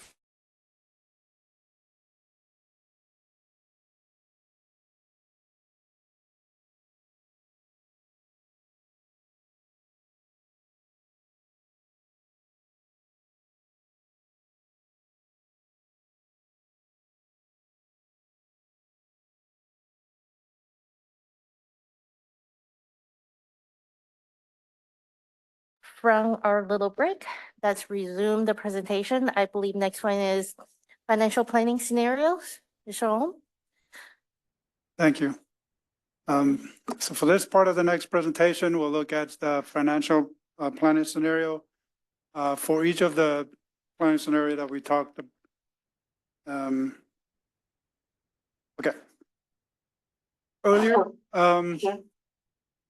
so that was a great presentation on debt. So this part presentation, we'll talk more about additional debt issuing for each of those scenarios. But based on the feedback the board provide us this evening, I think the focus should be on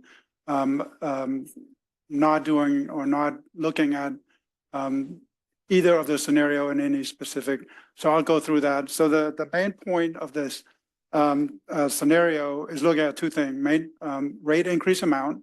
So we'll compare side by side with the baseline rate increase, as you saw earlier, 5.5%, 5.5%, 5%, and 4%. Compared that to a scenario where we assume a default rate increase of 4% annual, and then the increased use of debt in addition to the baseline amount of 85 million. So how much more additional debt? We'll look at the debt coverage ratio. So it's perfectly in from the last presentation to this part. Again, the 3 bullet points show the scenario, but we'll focus on the one of the scenario. So before I get to that, the last slide of Mr. Hodge's presentation showed you the debt capacity for, on the left side, the base rate scenario. You saw the additional debt proceed capacity of 294 million. This is keeping the debt coverage ratio at the 2% to be in compliance with board policy. So a lot of debt capacity, there's additional debt capacity on the right side, 17 million. So that's additional annual debt service payment. Net revenue, you saw that earlier. So what we want to show here on the right side, compared to the default rate increase of 4% annual, you see the difference between the two. The additional bond proceeds capacity reduced by about 293 or 294 to 255 million. Again, this is maintained at 200% debt coverage ratio. A reduction in net revenues because of the rate increases assumption as well. So the additional debt service capacity, 14.8 million. So lower debt, annual debt service, lower additional capacity because of the difference in the assumption for the rate increase. So baseline rate assumption and 4% rate assumption. So for this slide, there's a lot of interest in additional debt issuing, and the director made a comment on the amount of debt issuing, flattening out. So we'll get to that. So this financial scenario is the baseline. The first bullet there is very important. So there's no capital project deferral and no minimum SFPUC purchase. So we'll focus on this slide. The baseline scenario, as I mentioned, already include 85 million of new bond proceeds, new bond issuances. So on the left-hand side column, that's the baseline rate assumption. And then on the right side is the default rate assumption.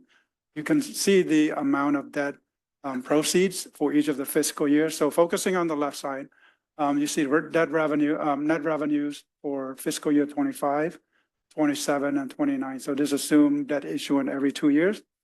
The baseline assumption already include the 30 million debt proceed in fiscal year 2025, and then 55 million in fiscal year 2027. So that 85 million is already included in the baseline assumption. So what we did is fiscal year 2029, adding 55 million in a third debt issuance for a total of 140 cumulative debt proceeds. So that's in addition to the existing, the Series 2012 and Series 2022 that Mr. Hodge mentioned earlier. So this is new assumption. So We have a again, new public attendee. I would like to reiterate, so there's no capital projects deferral and no minimum SFC purchase. That issue in baseline 85 million, so you would add 55 million in additional debt. That should cover the additional capital projects that are added, the 29.1 million. from the engineering report and additional adjustment that were made that we talked about earlier. So you see there, so the debt coverage ratio, it is hovering around 400%. So it is above the 2.0 because we only want to issue 55 million in addition to the baseline number. Although our capacity for the baseline rate increase, as you saw earlier, is 294 million. But that would take the debt coverage to 2%. So this assumption would keep the debt coverage ratio at around 400% throughout the planning horizon. On the right-hand side, just really quickly, with a default rate increase of 4%, reduction in net revenue, about 11 million, issuing slightly more debt.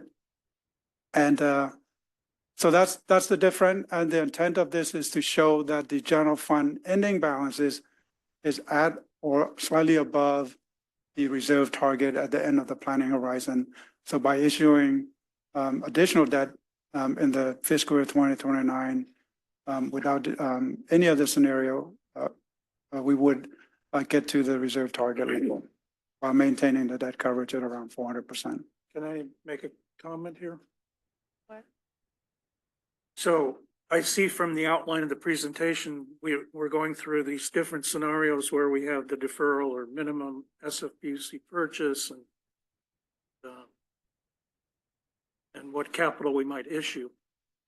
But when I said I was trying to look for the sweet spot where we could be, it's the scenario on the right-hand side here that you have where assuming there are no capital project deferrals on the right-hand side. Correct. Yeah, so this is kind of where I was going when I said we should look for the sweet spot, keep rate increases to 4%. Our debt coverage is still well above 200%. And we're maintaining our general fund balances where they should be through the end of the financial horizon. It's the only comment I wanted to make. Thank you. Go ahead. Thank you for that comment. On the next slide, we look at a scenario for additional debt for capital project deferral, but I don't think there's any interest in looking at that. Yeah, let's just go back Okay, go back. one slide. So based on the feedback earlier this evening, I don't think we need to review the other slides. I think we can just stop here and get the feedback from the board on whether you'd like to be on the left side here, which is the 5.5% increases and staying above 400% with our debt coverage, a little less debt issuance, or on the right side where the rate increases stay at 4% and the coverage gets down to, it looks like 338%, and we're issuing a little more bonds. So it's kind of how much of the financial flexibility do we want to use that we have is kind of the question. And so I think it would be good to hear from all the board members on this slide. Okay, thank you, Mr. Wonderlake. Director Sethy, I'm here and you have preference for the 4% scenario to the right. Yeah, and we're still close to 400% debt coverage, Okay. more than twice what our baseline is. Director Akbari? Yeah, I'm definitely in agreement with that. I think giving as much predictability to rate increases to our customers, I think is important. And I think we still meet all of our objectives with the scenario on the right hand with the flat 4% rate increase. I can't believe I'm saying this. I actually prefer the left because there are always uncertainty. I rather have, and this is probably where Judy being risk averse comes in. I rather preserve our ability to borrow additional money until we have much more certainty. Because there are regulatory changes that's going to come. We're thinking about potentially expand our PFAS treatment facility. There is TP1 potentially will come on board. We probably will need to think about borrowing additional money at some other points in time. So being risk averse, I will tell you my preference is to stay with the 5.5, 5.55, and 4. Because even with a 5.5% increase, it still put us on the bottom in terms of rate comparison with other agencies. but that's my preference. I am looking at you, Mr. Wonderlich. I assume Director Gunther also left a message? Director Gunther was also on the left side of this slide. So at the kind of baseline 5.5% increases and maintaining more of our future financial capacity. And so that leaves us with 2 board members on each side here, but I'm going to look at this as a victory because we've narrowed it down to this slide as opposed to like having one director on the left on this slide and like one director on the right on the next slide and one, so I think what we will prepare to do, because obviously Director Weed is no longer with us this evening as he had to attend to his representation of the district at Bosca, we'll bring back the 4% option and 5.5% option to the board in September and see if we can kind of figure out what the final will of a majority of the board is at the September workshop. Could I suggest that we have a 3rd slide here, which I call the compromise slide? So that would be 4.75. Something in the middle. Yeah, so we can always do something in between those two, of course.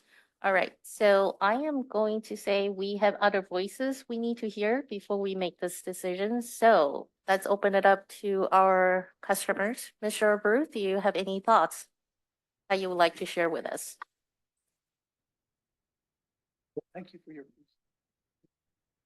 View what the other agencies are probably going to be doing. I'll go with the left side, 5.5. Thank you, Mr. Brew. Do we have any comments? I see Mr. Nishimura has his hand up. Yeah, thank Nishimura? you. Yes, thank you. I tend to agree with Director Sethy, right? I mean, there may be a middle ground that makes the most sense. I think, at the risk of jumping the gun here, right? I mean, I heard Director Akbari opine about the need for, rate stabilization, and as a rationale for opting for the right side. I also resonate with Director Huang. You heard my earlier comment about regulatory uncertainty and need to be on the left-hand side. We're about to enter into the next phase of this agenda, and one thing to consider is is whether, if the board does decide to adopt tiered rates, whether you can sort of, get the best of both worlds, is that you can have the revenue that you need to give yourself a margin against regulatory uncertainty, yet deliver rate certainty or rate relief to a large fraction of the most vulnerable population. I'll stop there and wait to deliver my full comments on tiered rates at the appropriate time. Thank you. Thank you. Mr. Nishimura did get ahead of me. I was gonna note that depending on the board's interest in our last topic for the evening, it may also affect your interest on the rate increase amount. All right, thank you. So shall we move to the next section, which I guess is the financial planning model update, live demonstration, live update? Well, Are we based on the skipping that? feedback we've received so far this evening, I'm not sensing a need to open up the model live and play around in it. I think we got pretty clear feedback on the different scenarios. We don't really need to play around. So unless there was interest in Mr. Aum bringing it up live to try to play with on the fly, I think we can advance to our last section for the evening. All right, then let's move on to tier rate structure. Say I do like getting to see us mess around with the. But maybe that'll be appropriate in September as we try to find a compromise. Okay, next slide. So I'm gonna go ahead and just kick us off for the first few slides, just as a refresher of how we got here this evening to be having this discussion. The district currently has a uniform rate, meaning all customers pay the same per unit of consumption. Obviously, each customer also pays a fixed service charge that depends on the size of the water service. Some agencies have tiered rates, meaning as consumption increases above a certain threshold, then that consumption above that threshold is charged a higher rate, almost like, you know, our income tax system in this country, right? If we think about it in that way. So in looking at the main agencies we compare ourselves against, 4 of them have tiered rates. That's East Bay Municipal Utility District, Marin Municipal Water District, San Jose Water Company, and the San Francisco PUC. And then of our main comparators, 2 have uniform rates. That's Dublin San Ramon Services District and Contra Costa Water District. And so as we get through these following slides, again, we're not specifically recommending one way or another. We're simply presenting information on tiered rates as an alternative should the board be interested in moving in that direction. Next slide. We last did a really detailed review of tiered rates back in 2018. And at that time, the feedback was given that we should reevaluate tiered rates once AMI is complete. That feedback was affirmed a couple of years ago, and the AMI project is now done. In fact, I believe at the regular August board meeting, we'll have an item for the board to accept completion of that project. And we've got 99.8% of our customers on AMI. If we did go to tiered rates, the most likely scenario and what you commonly see is that it's for your single family residential customers only and does not apply to other customer classes. All right, next slide. The board did see this slide just last Thursday. This was from our recent customer survey conducted earlier this year, shows that we've got about 55% support for the concept of tiered rates and approximately 37% opposition with a certain amount of uncertainty or indifference. Next slide. Back in 2018, we did do a detailed process with the board of getting your feedback on different rate setting objectives. We're not planning to rehash all of that this evening, and but just as a reminder of what was talked about at that point in time, we talked about making sure that we have appropriate cost allocations and legal compliance, making sure that we have sufficient and sufficiently stable revenues, also keeping rates affordable, especially for essential use. And those were the top 3 interests as expressed by the board back then. And again, not necessarily of each individual board member, but by the board overall. And then there was a pretty big gap. Those 3 were pretty closely clustered together, and then a pretty big gap to the bottom 2, which were conservation and administration. And so just questions for you to think about, you know, depending on where you fall on some of these priorities, it may suggest an interest in maintaining the current structure. It may suggest tiered rates, or it may suggest changes that are not currently listed, and we'd love to get that feedback as well. Could be changes that are more on the agenda for next month with the split between fixed and variable charges. So just you know, kind of think about what your priorities are and how they align with what's going to be presented, and we look forward to receiving your feedback. And so with that, I'll turn it over to Mr. Simonson to walk us through the remainder of the presentation. Good evening. Thank you. May I make a couple of comments? Yes. Quickly here. So when you talk about the various water districts in the Bay Area, I want to make it clear what I've said in previous meetings. I believe tiered rates has a purpose where you have certain issues in your community, especially water supply issues. I don't see that as an issue with ACWD. In the case of East Bay Mud, if you take a look at their tiered rate program, it's very much tied to the elevation that you're at and the cost of electricity to pump water to the rich people up in the hills versus what the real cost of energy is for down in Oakland and the lower suburbs. It's not really tied to incentivize people to conserve water. It's to charge people the cost of service for pumping water all the way up into the hills. Marin Municipal Water District is a great example where tiered rates is needed because they have perennial water supply issues. They're very dependent upon the Mount Tamalpais water system that they have. And they've run dry almost every drought. So that's a good example of where it works. San Jose Water Company is a private entity regulated by the California Utility Commission. Their rate structure is very much driven by their cost of water supply from Valley Water District. So they have every incentive in the world to lower their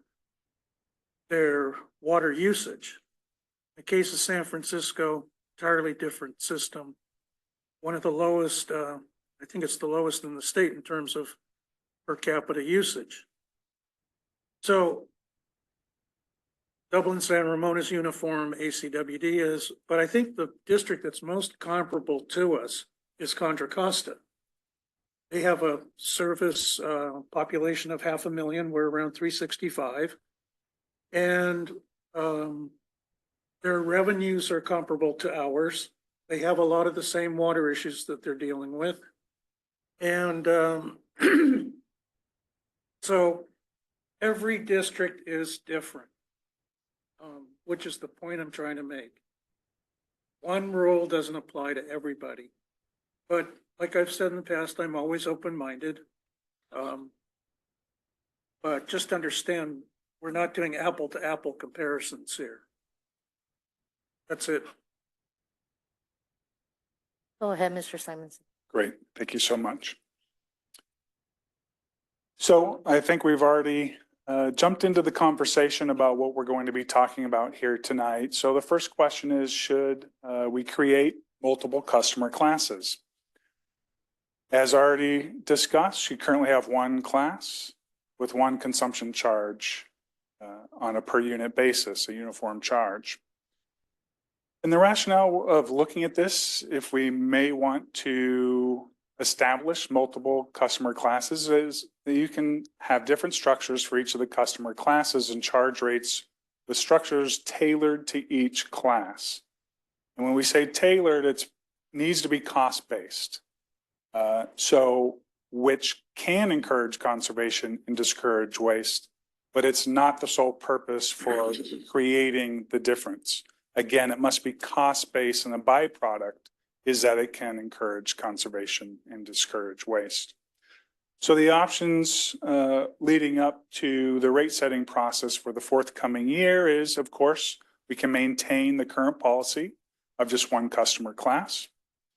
Or what we've studied and will be briefing you on tonight with some preliminary numbers is introducing a single family class that is separate from all other classes, which would be multifamily, commercial, industrial. So essentially 2 customer classes. It's also possible, though we haven't studied this quite yet at this time, is we see a need potentially for 3 different classes: single family, landscape accounts, so outdoor water use. It's not the highest and best use for water, as we'll get into a discussion of what would differentiate why you would have different customer classes because of the increased costs of supply, the more water that's used. So it may be appropriate to add a 3rd, but we're not here to discuss that tonight. The outcomes of doing this, we think, is a more exacting rate-making process. It really does align the rates and charges for each customer class and each user within that class. So we would allocate the higher costs of providing the service to the customers who generate have the district incur costs to supply that higher volume of water and assign it to those particular water users. It is an additional rate-making effort during the rate setting process. Does take a little bit more effort on an annual basis to calculate such rates. And the billing system, we need to accommodate having tiered rates. There could be some one-time cost for setting up the system to accommodate it. Once we establish if there should be 2 different customer classes on a cost-based analysis, how should we look at these 2 customer classes? Should they be a uniform charge or something different, a tiered basis? Your current system is the easiest to maintain, as it is just multiplying the units that have been used on any particular property times one uniform rate.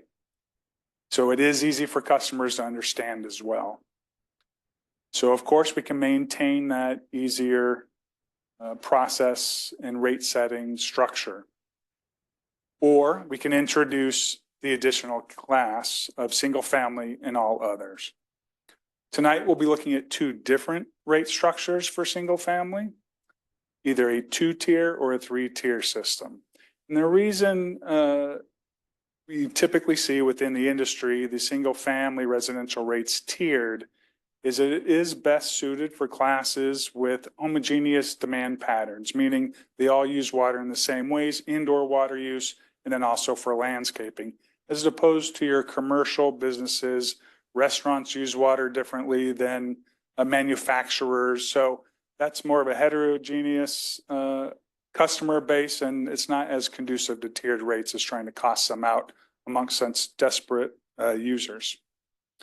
So the outcomes of going to the tiered basis again would be allocating the higher costs to the customers that have a higher demand on the district and they incur additional costs. And the uniform rates, of course, would be appropriate, as I said, for certain classes, which is anything other than single family. So tiered rates, as already mentioned, are used by many jurisdictions throughout California to recognize the higher costs and the burden that the higher water users place on any given jurisdiction. That can include water supply costs, conservation program costs, and in many cases, even if there's only one water supply, you'll still see tiered rates. And what those jurisdictions are doing is taking into account the larger infrastructure that it takes to accommodate peaking on max day or max hour. You need to size your facility much bigger because of those that peak. So you will see that in many jurisdictions. However, we need to make sure that the tiered rates are calculated on the actual cost of providing the water service at each tier. So this is a cost-based analysis and cannot be arbitrary. So tonight, we'll be looking at tiered rates that solely take into consideration just the sources of supply. The more expensive sources of water will be allocated to the higher tiers. Again, I mention this because in many jurisdictions, they will also allocate the larger infrastructure, the maintenance, the capital that's necessary to provide that water. We are solely looking at the sources of supply. Just to reiterate again, we understand you have the one customer class. Customers do pay a fixed charge. That's based on their meter size. And then the consumption charge, just to set us where we are currently, the current consumption charge is $4.97 per 100 cubic foot. And with the projected rate for this analysis, we've assumed the 5.5% increase would be necessary in revenues overall for the district. So this is all based on the 5.5% scenario in the financial planning model. If you stuck with a uniform charge, that would increase that charge to $5.24. So what we're here to discuss tonight is a potential approach to the rate structure, creating two customer classes, looking at single family with increasing block rates, either 2 or 3 tiers, and keeping all others at that uniform $5.24. So what did we look at? All of this cannot be arbitrary, where you set a certain budget that you want your households to meet to be in each tier. You need to analyze the district's specific customer demand patterns, which we did for the last 2 calendar years, to understand the number of tiers and where those breakpoints would be in which you start paying for those higher costs. So for scenario 1, we looked at 2 tiers with the breakpoint at the winter water demand. This is when irrigation is at its lowest. It's really a proxy to estimate what that indoor water use is. And in the case of the district and the single family demand patterns over the last 2 years, that breakpoint would be at 1,300 cubic feet. Again, this is for a bi-monthly period, so 13.8 CF over a 2-month period. Once you reach that amount, you'll begin to pay the tier 2 rate, anything above 13 HCF. We also looked at a second scenario for having 3 tiers. Again, with that first breakpoint at winter water demand at the low water use years, months of the year, that would remain at 13 HCF through 23. The next tier would be from 14 to 23, and that breakpoint is based on peak day demand. So that summer demand period in which demand is at its highest and your facilities need to accommodate that peak demand during the summer. May I ask a question? Yes. What are we trying to accomplish with either one of these scenarios? To make it more equitable among your ratepayers for those that use more, pay for the higher price water that the district needs to procure in order to supply that higher use. So make it equitable amongst your single family customers. Okay. So looking at how much you have in water supply costs, we've developed 2 different rates based on each of the 2 scenarios. As again, a foundation, if you stuck with the uniform charge, your customers would pay the $5.24 per HCF. Under scenario 1 with the 2 tiers and breakpoint at 13 HCF, you would pay something less than that average cost at $4.52 in tier 1. That takes advantage of the lower cost water supplies, the State Water Project, the desal, Lake Del Valle. Those water supplies are cheaper than the most expensive supply of SFPUC and blended with the groundwater. That is your highest source of supply. So those higher sources of supply costs are built on top of that first tier, and in this case would increase once you reach 14 HCF to $6.61 per HCF. And to clarify, tier 2 also includes the water conservation program costs, and this is not the outreach for encouraging people to conserve. It's different programs, and I'm sure Mr. Wunderlich could extrapolate a bit more on what's included there, rebates for tearing out lawns.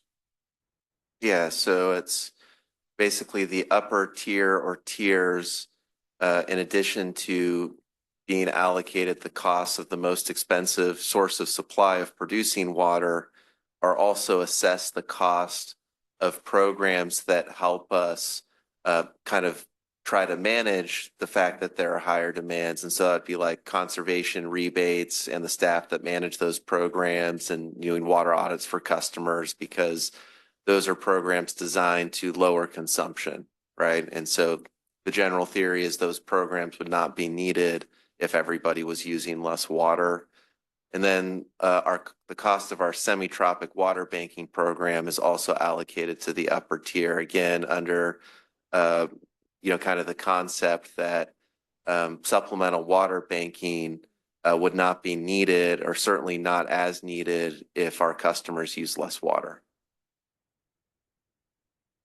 So the differential between those 2 tiered rates is solely based on the source of supply being more expensive, and the cheaper sources of supply are built into the lower tiered rate.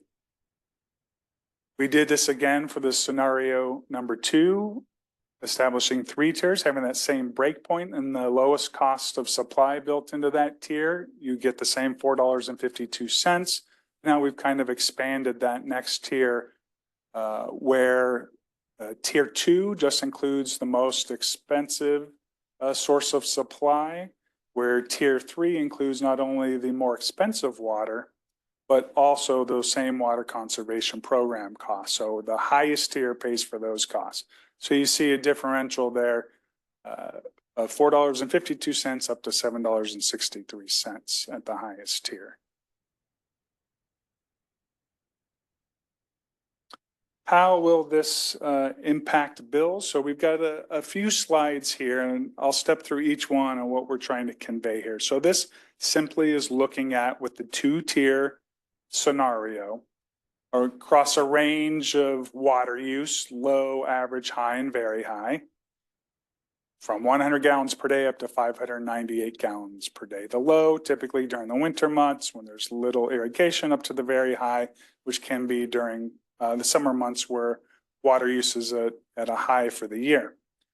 Comparing it to your current rates, so this again assumes a 5.5% increase in expenses. Therefore, we're comparing this to the current rates. You see for the low up to about 8 HCF of use, about no change in your bill at that 8 level. You begin to pay more on average, and you can see it jumps up. So instead of a 5.5% uniform increase across all 4 levels, you see the lower water users have less of an impact and the higher water users a greater impact. We also looked at this just to isolate this one decision. So taking the 5.5% and adding that to your current rates. So we're comparing the uniform $5.24 per HCF rate to what you're doing if you go with the proposed tier. So this is trying to isolate the impacts of that one decision. And as you expect to see, the lower the water use, you actually have lower bills. The high and very high water use, you expect to see a higher increase. So this is the effect of this one decision. And the inflection point here is about 20 HCF. So below 20, you'd see a lower bill. Above 20 HCF, you'd see a higher bill. Looking at 3 tiers, for the low, because you'd still be in the first tier, you see the same impact, a slight decrease in the bill at 8 HCF. You do see the average bill under the 3 tiers is about the same as your current rates would generate for a bill at 16 HCF. That's a bit lower than under the 2-tier system. So again, with the 3-tier system, it's shifting costs yet more into the higher water use categories of high and very high. So a 3-tier, again, would shift more of the cost to the higher water users. And again, this just illustrates if you went with the uniform % increase or the tiered increase, already assuming a 5.5% revenue increase is necessary. Again, just to illustrate that it's shifting the cost from the lower up to the higher water use. And this last comparison is just looking at your current rates. And if you stuck with the uniform moving forward at the 5.5% increase, you would see a similar increase across the board of that 5.5%, not going to a tiered base. The rate increases on the high end are more moderate than if you go to a tiered system. And you'll see increases even on your low and average, where if you move to a tiered system, you would see either a decrease or about a break even. So again, this is just comparing if you stick with your uniform % increase and the financial planning model showing a necessary 5.5% increase. These would be the expected monthly or bi-monthly bill impacts at each level of water use. So I know I threw a lot of numbers at you. It's really more conceptual at this point. We're refining some of the assumptions. But I think the most important thing to understand is this is a cost-based approach, and we're only looking at the higher priced water that gets passed along to those that use more. With that, I'll open it up for any questions. Thank you. Questions or comments from the directors? You guys go first this time. I always get picked on. Okay.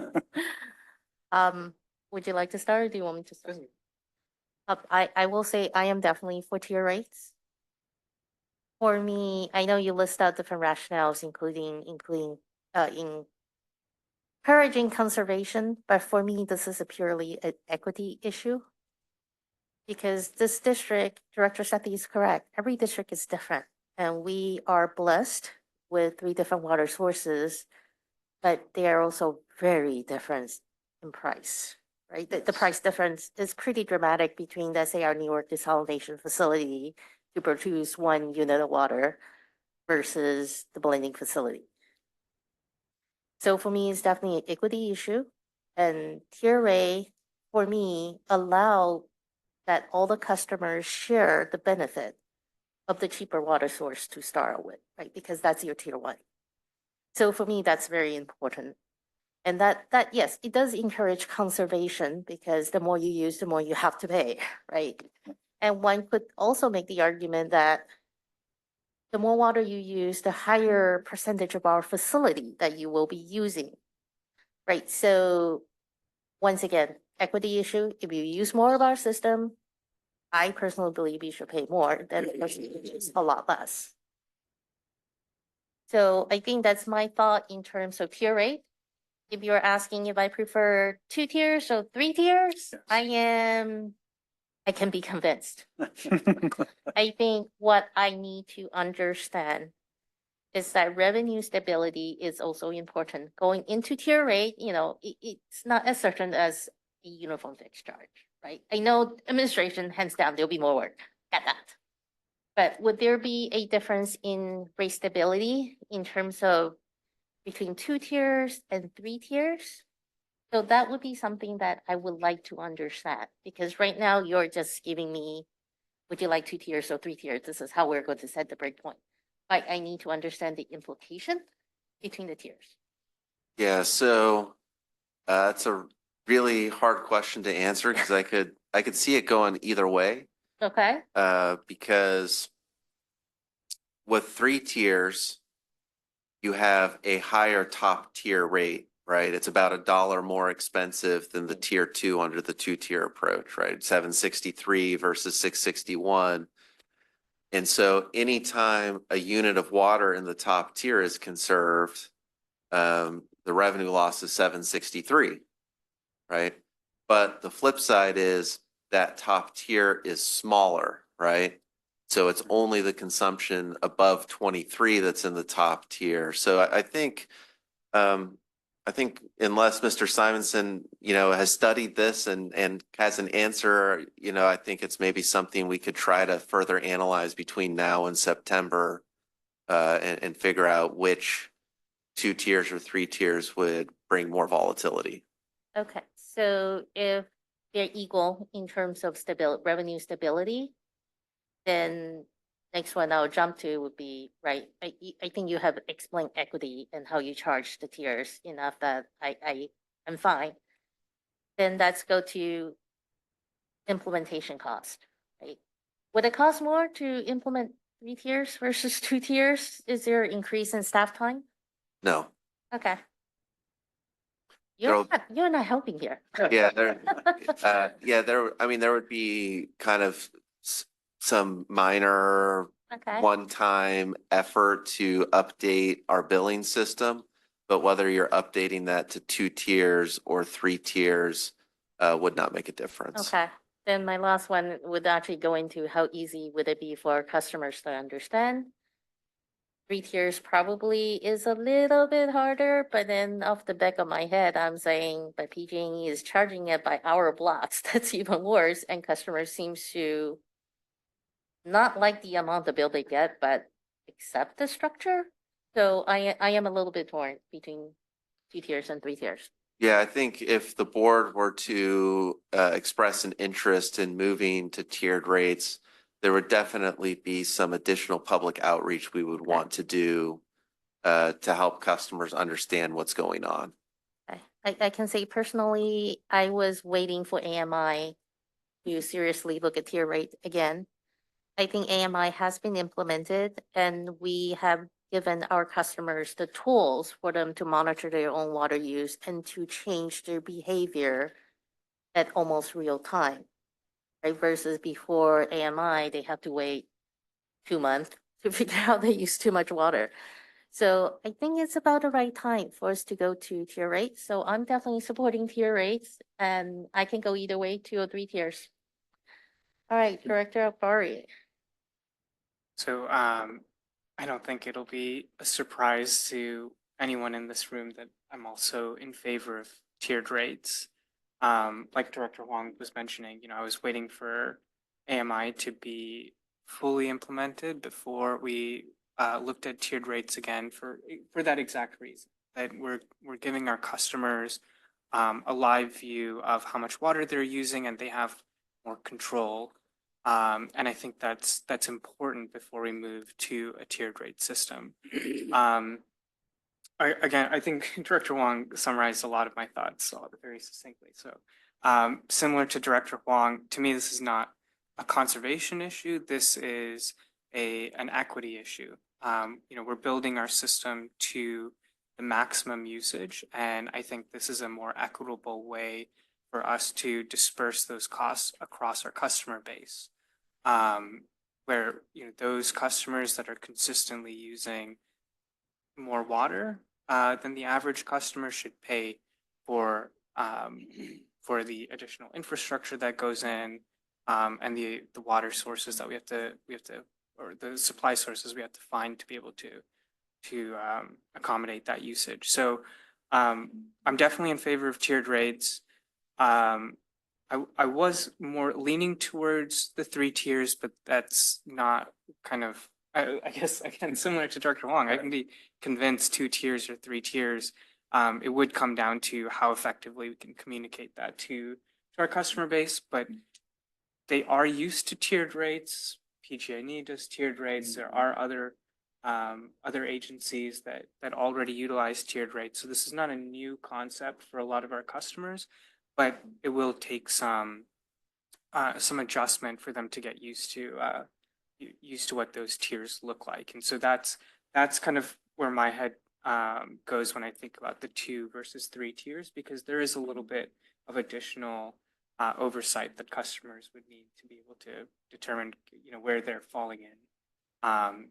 But yeah, that's just kind of a rough summary of my thoughts so far. We could maybe bring some, kind of pros and cons of 2 versus 3 tiers versus uniform, perhaps to the September meeting. I think we can try to see if we can figure out some analysis on which one will bring the most stability. I do think Mr. Birch, is always thinking about our help on tap customers, and because he's manages that program and has a lot of familiarity with those, has messaged me to another consideration of the 3 tiers is that second tier is still less than the tier 2 on the 2-tier approach. And so while for many customers that tier 2 use is outdoor use, as Mr. Simonson said, the threshold is based on average winter use. You still have a lot of households that might have 5 or 6 people in the household, and there's no way they can stay within tier 1 even with efficient use. So a 3-tier approach would still allow them to stay in a lower or middle tier with their indoor use. Yeah, that's a good point. All right. Sorry, I just had one quick question on the slides. If you can just advance one slide, there's just one line, the percent of bills up to flow assumption. I wasn't exactly sure what that represented. Is that? Yeah.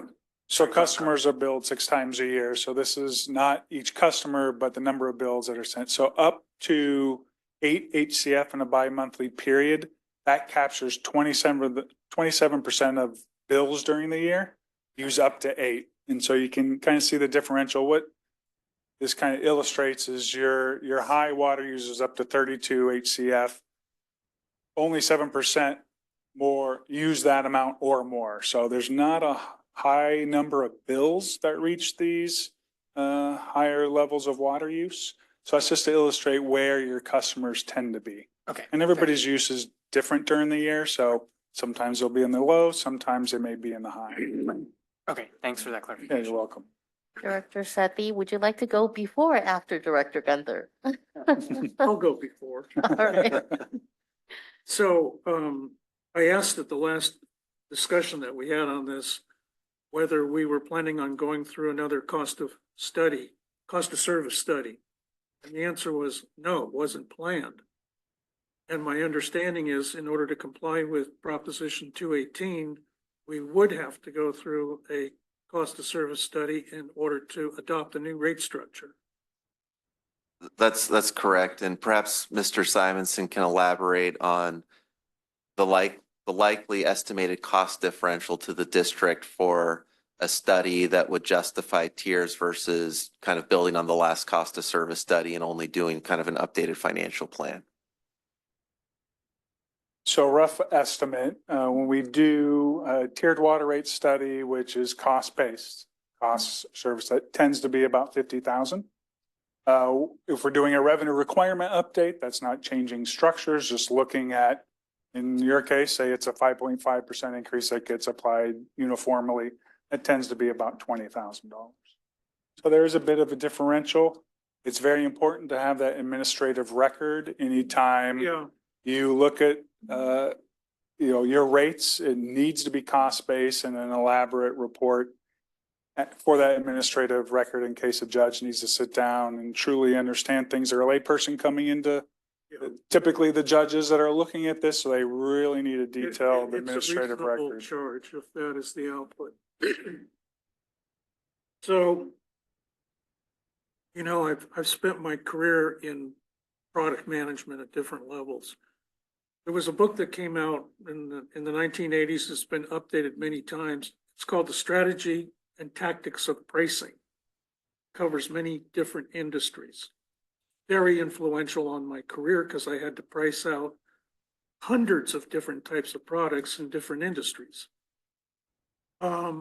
And water is a product. I'm in favor of selling as much water as we can because we are not supply restricted. This is our livelihood. If people want it, sell it. Don't put any restrictions on them. Don't cause them to use less of our good product. So I'm not in favor of any adjustment to our uniform rate system right now. I grew up with this in this community. I'd like to stick with it. I call it the KISS plan. Keep it simple, stupid. People understand it. They're familiar with it. But here's where I am open to a discussion on restructuring rates, especially given the earlier information we had in our presentation of where we stand against other communities on their rates.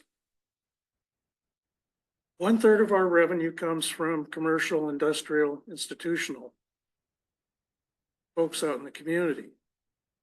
And they're some of the largest water users too, just like Tesla, whatever it is, 1 million gallons a day. And so we have like over 700 high-tech companies just in Fremont alone. It's close to 1,000 in the Tri-City area. These are the corporations that have the bandwidth to absorb a cost increase into their expenses. And if we put those charges for the CII customers on the property tax bill, it becomes a deduction. They don't care one bit whether it's adjusted up 25% or 30%. They are going to get the write-off. So I would be open, if you're talking about classes, well, there's a clear class distinction between single family and CII. And so I would be entirely open to doing a cost of service study that examines how we could adjust the rates where our residential customers are given a little bit of favor against those larger customers. So I think we could talk about rate structure at the next workshop, but I think staff here loud and clear one of the potential options that Director Sethy want to have a little bit discussion of at the next workshop, right? Yeah, so I think it is a part of this evening's presentation to talk about whether we should create multiple customer classes. So I think that comment is, although we didn't prepare an analysis for if you broke. So I think if I'm interpreting Director Sethy's comments correctly, he's saying let's keep the uniform rate. Let's just have a different rate for residential from non-residential. That's kind of did I hear that right? Yes. Okay, so And so if we were to do that, and we would have to go back and take a look at it and consider whether it would also make sense to pull landscape out also as its own separate account, because a lot of the irrigation, the outdoor irrigation that occurs for our commercial and institutional and multifamily residential customers happens in dedicated landscape accounts, not through the same meter that that serves their primary business functions. Whereas a single family account, it's the same meter serving their indoor residential use as it is serving their any landscape irrigation they may do on their property. So if there is an interest of the board, we could take a look at ways to do that and bring multiple and bring back what those rates would look like. I would just offer a warning that separating single family residential out from non-residential customers does not mean that residential rates will go down and commercial rates will go up. It could be the other way around. We would have to look at the data before we knew the answer to that question. I wasn't suggesting that. So are we talking about, instead of tier rate, we're actually talking about class rates, different customer class? Yes, and that's Okay. and there are agencies that have that Okay. break out their commercial separate from their single family residential and their landscape separately. So there are agencies that do that, and they still have uniform rates for each of those classes, but they go through their cost of service study and they look at what are the demands on the water system placed on it by each customer class based on its unique characteristics. And so you could do that. And if there's an interest, that's something that we could also look at and see what that would mean. Well, I think it's clear from Proposition 218 that, and one of the reasons it was adopted was to avoid having one class of customers subsidize another. Right? Correct. Because we used to have, before Prop 218 passed, we were used to having one class of customers subsidize another. And the California voters voted to get rid of that. Right. So what we do is we treat all of our customers as one class for purposes of our rate making. Right. So we don't distinguish. So we could distinguish and separate out and then figure out what an appropriate rate would be for each class, and which would be very similar to if we did tiered rates, we'd be breaking single family residential out from everybody else, right, as a separate class with a different rate structure. So I think, again, what I'm hearing is potentially a request to do the same thing, but just not to have the tiered rates for the single family. If I'm hearing all that correctly. And I wouldn't be opposed necessarily to seeing tiered rates for the CII customers. I'm open to it. I'd like to see what it looks like. But I want to stick with uniform rates for our residents. And if you talk to the board members at Contra Costa, Dublin, San Ramon, other districts that have uniform rates, they've gone through the same discussions we're trying to have right now. And repeatedly, they keep coming back to stay with what is simple for what is most simple to communicate to their customers. Okay, so I mean, I heard we have kind of two in favor of the tiers, but some flexibility in terms of number of tiers, want some additional information. One who's generally looking at it as, I'd like to keep uniform for residential, but let's look at what these other structures might look like. And I think it sounds like what staff is prepared to do is kind of come back with some additional information about what that might look like. There's no doubt lots of other factors that play into a scenario like that. Before we get too far ahead, I mean, it is, each of these scenarios we look at is a project. It is an effort. So I think it would be, now might be an appropriate time to add Director Gunther feedback, to give Yeah, him an I was going to say, opportunity. can we have Director Gunsler? And then I think feedback? we'd like to understand from our other board members in the room if you are also interested in some of these other options, just so we understand as we, kind of consider our preparations for September.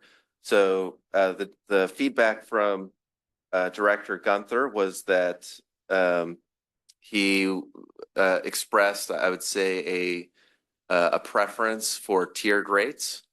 He did not really say 2 or 3 specifically. So, but he was not, I would say he was not so committed to tiered rates that he didn't want to still talk about this again in September and discuss the issues surrounding this with his colleagues on the board and with receipt of public feedback. So I would say that's where he was leaning, but it's, I think he's still open to deliberation on this topic.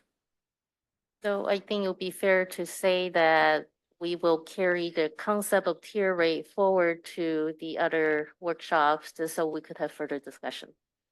Yeah, and so that would be For sure. planned for September, given kind of the other items we plan to try to get through in August. All right, Right. so And we didn't hear from Director Weed, and we also haven't heard from members of the public yet either. So yeah, we'll look for final direction from the board, but I would actually like to hear from our customers before we kind of wrap this one up, if that's okay with the rest of the board. Mr. Brew, any thoughts for the board on tier rates? Yeah, with favored customer classes. If there was a class of customer that was, that would reduce their usage during the dry season and increase their usage during the rainy season when there's a flood of water, that would be the favored class of customers. And then if residential people do the opposite and they increase their usage during the dry season, then they should be disfavored. And if there's commercial, industrial, landscaping, or God knows what that increases their usage during the dry season, they should be punished. Because the whole logic here is dry season usage is bad, but you're not against wet season usage.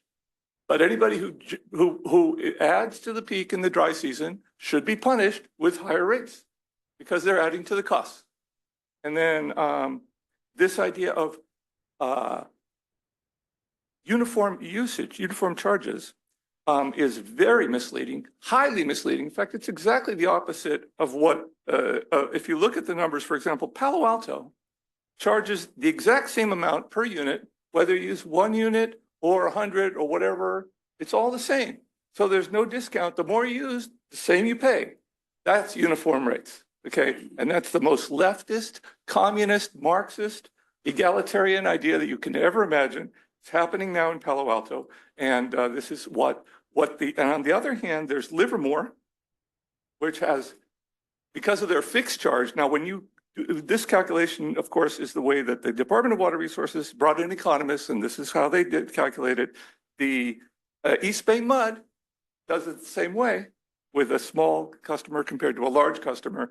And they found that Livermore has the biggest discount because they have such a big fixed charge, and then their variable rate is kind of whatever. And so they're doing this. And then if you go specifically and look at compare ACWD to those two providers that were held up as models that we should be comparing ourselves to and get closer to what they're doing in Contra Costa and DSRSD. Well, turns out that all 3 of them for the little customers are charging almost the same rate. If you use 8 units per month, per single month, you're not bi-monthly, but single 8, so it'd be 16 per bi-monthly. Anyway, one is 8.6, 8.8, 8.7. It's all the same thing. Then when you get up to the big charges, big customers, ACWD is offering them an effective, when you combine there's this, the service charge and the commodity charge, those are fictional numbers. Customers just pay money.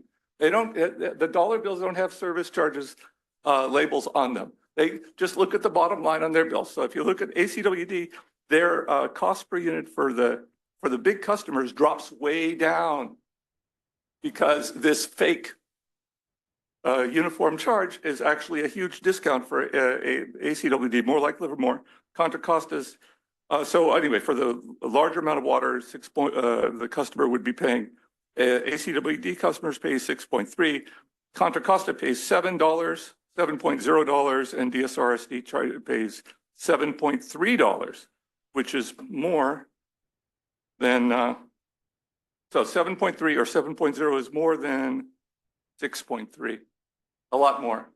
And that's why DSRSD and Contra Costa, in effect, and by the way, if you take those two, they're both in the middle tier. And if you take the average of those two, that's exactly in the middle of the tier. So the most average district is kind of DSRSD and Contra Costa are indeed doing something very middle of the road.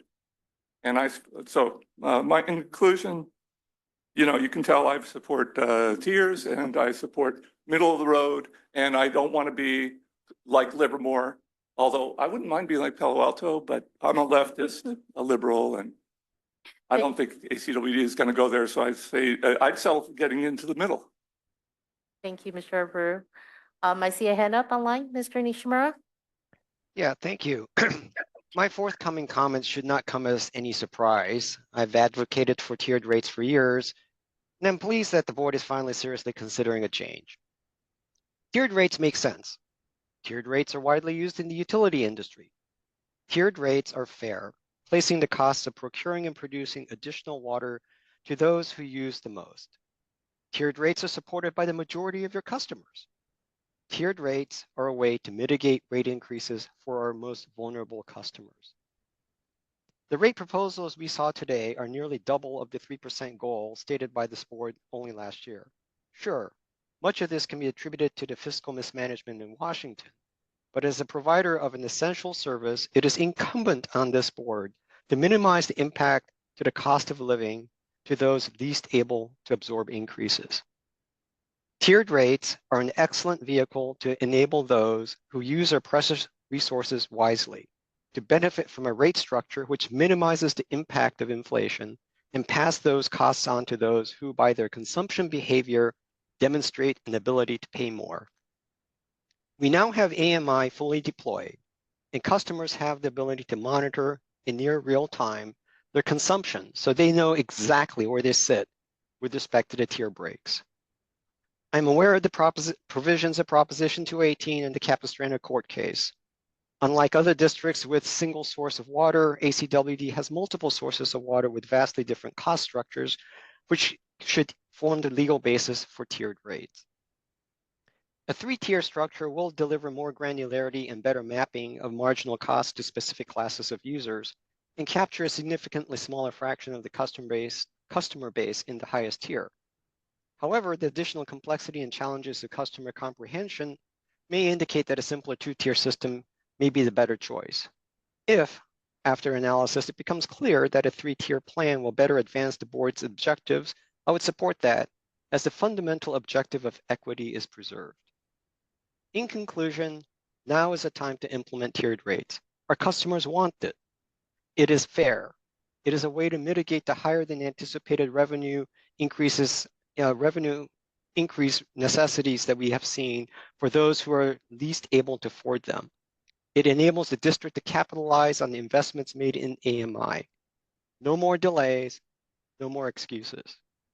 To Director Sethy's comment about selling as much as possible, external forces, in this case the California legislature, are going to poke a hole in your plan. The district should not and cannot be managed as a for-profit free enterprise. The district provides an essential service as a public entity. Pushing the product is not aligned with the mission of the district. Finally, I find the tables on pages 65 to 68 confusing. Despite the note on the bottom of this slide, it appears that the first table in each set is using rates prior to the 5.5% revenue increase, while the second table implements this increase. This is consistent with the analysis shown on page 69. Someone who reviews this material without the benefit of a detailed explanation can easily come to an incorrect conclusion. Thank you very much. Thank you, Mr. Nishimura. All right, I don't see any other members of the public. Mr. Stevenson, what type of direction do you need from us? So common thoughts. Well, as discussed, I think we are going to bring back tiered rate scenarios for you all in September. And I think the main thing that we need from you all right now is whether or not the board wants staff to look further into the concept of differing customer classes, as a way of, as a separate rate structure. So, and as Mr. Wunderlich points out, it's everything we look at is a project, but we do want to be responsive to what the board's requesting. So you heard I'm in favor. I was going to say I'm also in favor of looking at that. Not sold on it yet, but Yeah, would love for to sure. kind of explore the concept and understand what the actual impact will be to our customers. And I think our general threshold is as soon as two board members say they want to look at something, we'll prepare it. So More than a threshold, it's our board rules. So Yeah. that's Yeah. why we're looking for that direction. So, Yeah. so I think we have our direction in terms of the scenarios to present. If there's not further discussion on tiered rates, which I'm not anticipating at this point, maybe we can advance to the next slide. There we go. So, just to quickly recap, in terms of our financial planning assumptions, meaning what was included within the adopted budget, as well as the baseline assumptions that were presented this evening at the very beginning. I did not hear any feedback in terms of trying to change any of those assumptions, the added projects from the engineering report that were discussed May 30th. So I think we've got what we need that should continue as planned. In terms of the rate setting scenarios, we got clear feedback that we should basically stick with the baseline financial planning cost assumptions, which means we're not focused on minimizing San Francisco with the higher hardness. We're not deferring capital projects. And so what it means is what we're really focused on is what's the appropriate allocation between the amount of the rate increase and the amount of debt that's issued over the planning horizon. So that's kind of where we'll be focused. And so we will be ready with that. And then in terms of rate structure, what we heard is we want to keep talking about our options here. And so we will be back in September. And we'll see, given the amount of things, maybe we'll see if there's one of these items we can move up to August. We'll talk with Mr. Simonson afterward and see what's doable or not.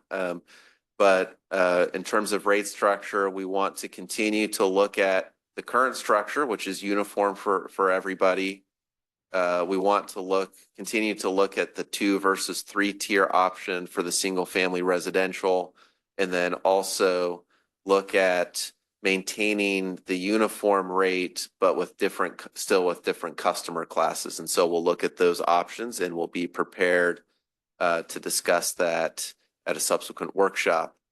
And so let me stop there and make sure that I summarize everything correctly as the board was expecting. Okay. All right. Yep. Excellent. And so we will be back August 22nd for our next workshop, and then again September 26th. So we look forward to continuing this discussion August 22nd. And that concludes staff's prepared materials for our financial workshop. I have a sense that we may also, at August 27, may accumulate other items to bring back in September. So we will have to be very conscious of that. Which is why I think we'll discuss with the finance team and Mr. Simonson the feasibility of bringing some of these options back in August already so that we don't pile up too much for September. Okay, so I just want to make one note that once you make the evaluation, if it's just not possible to do within this time frame, I would also like you to let us know, and perhaps we could push this idea to the next year or the next rate setting process and somehow document it just so that the idea doesn't go away. because you definitely hear interest if it's not possible to do it within the timeline, because we are being driven by a schedule. Yeah, So- I don't foresee any problem. The issue is more like, can we get through everything in September, or would we have to have like another October workshop or something like Then that, that's- right? Then it is what it is. I Yeah. just want to make sure that we are not asking you to do something that's Yeah, but in impossible. terms of a December board decision on what to send as a notice and then a February action, you know, I haven't heard anything tonight that makes me think we can't still meet those deadlines. Great, thank you.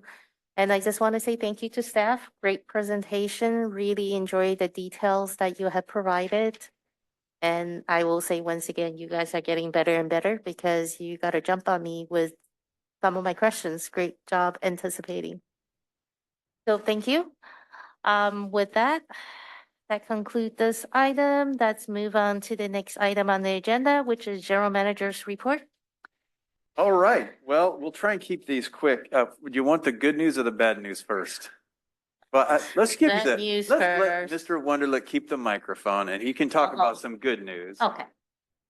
Well, I tried to not monopolize it too much over the last 3.5 hours, but yes, there is some good news to report.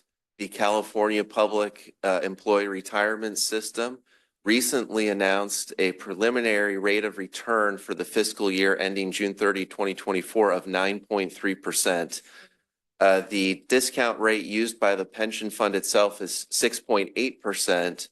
And we fund based on a more conservative 6.5% discount rate. So it means they earned 2.8% more last year than we assumed they would earn within our plans of how we're funding, which within our pension obligations, you know, is worth probably an extra $8 to $9 million for us. So we'll gladly accept that and hope that they continue to meet their return targets this year and into the future. Thank you. Yeah, so that's good news. And we thought it was worthy of a quick announcement.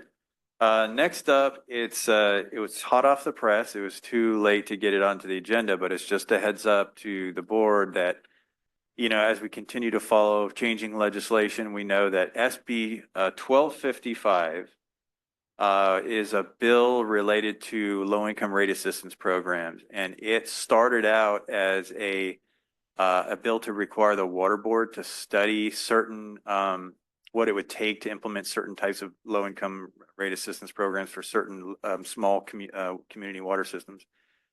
Came out of the Senate and now it's going into the second house as an entirely different bill. So it's been really kind of flipped on its head. You might have seen an Aqua alert about that, I think yesterday. It warrants some pretty quick action. So we did take a close look at the bill. We talked to our legislative consultants in Sacramento.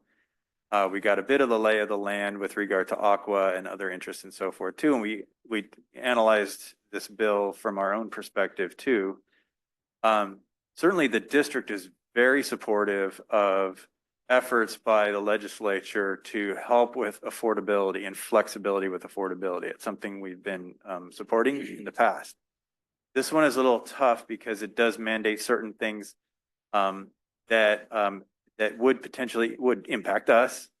There are exceptions in this bill for water systems that already have good rate assistance programs. ACWD, as you know, has a really great Help on Tap program, in fact, administered by Mr. Birch over there. It's been super successful, really robust, and currently results in a much better benefit than what is defined in the bill as it stands right now.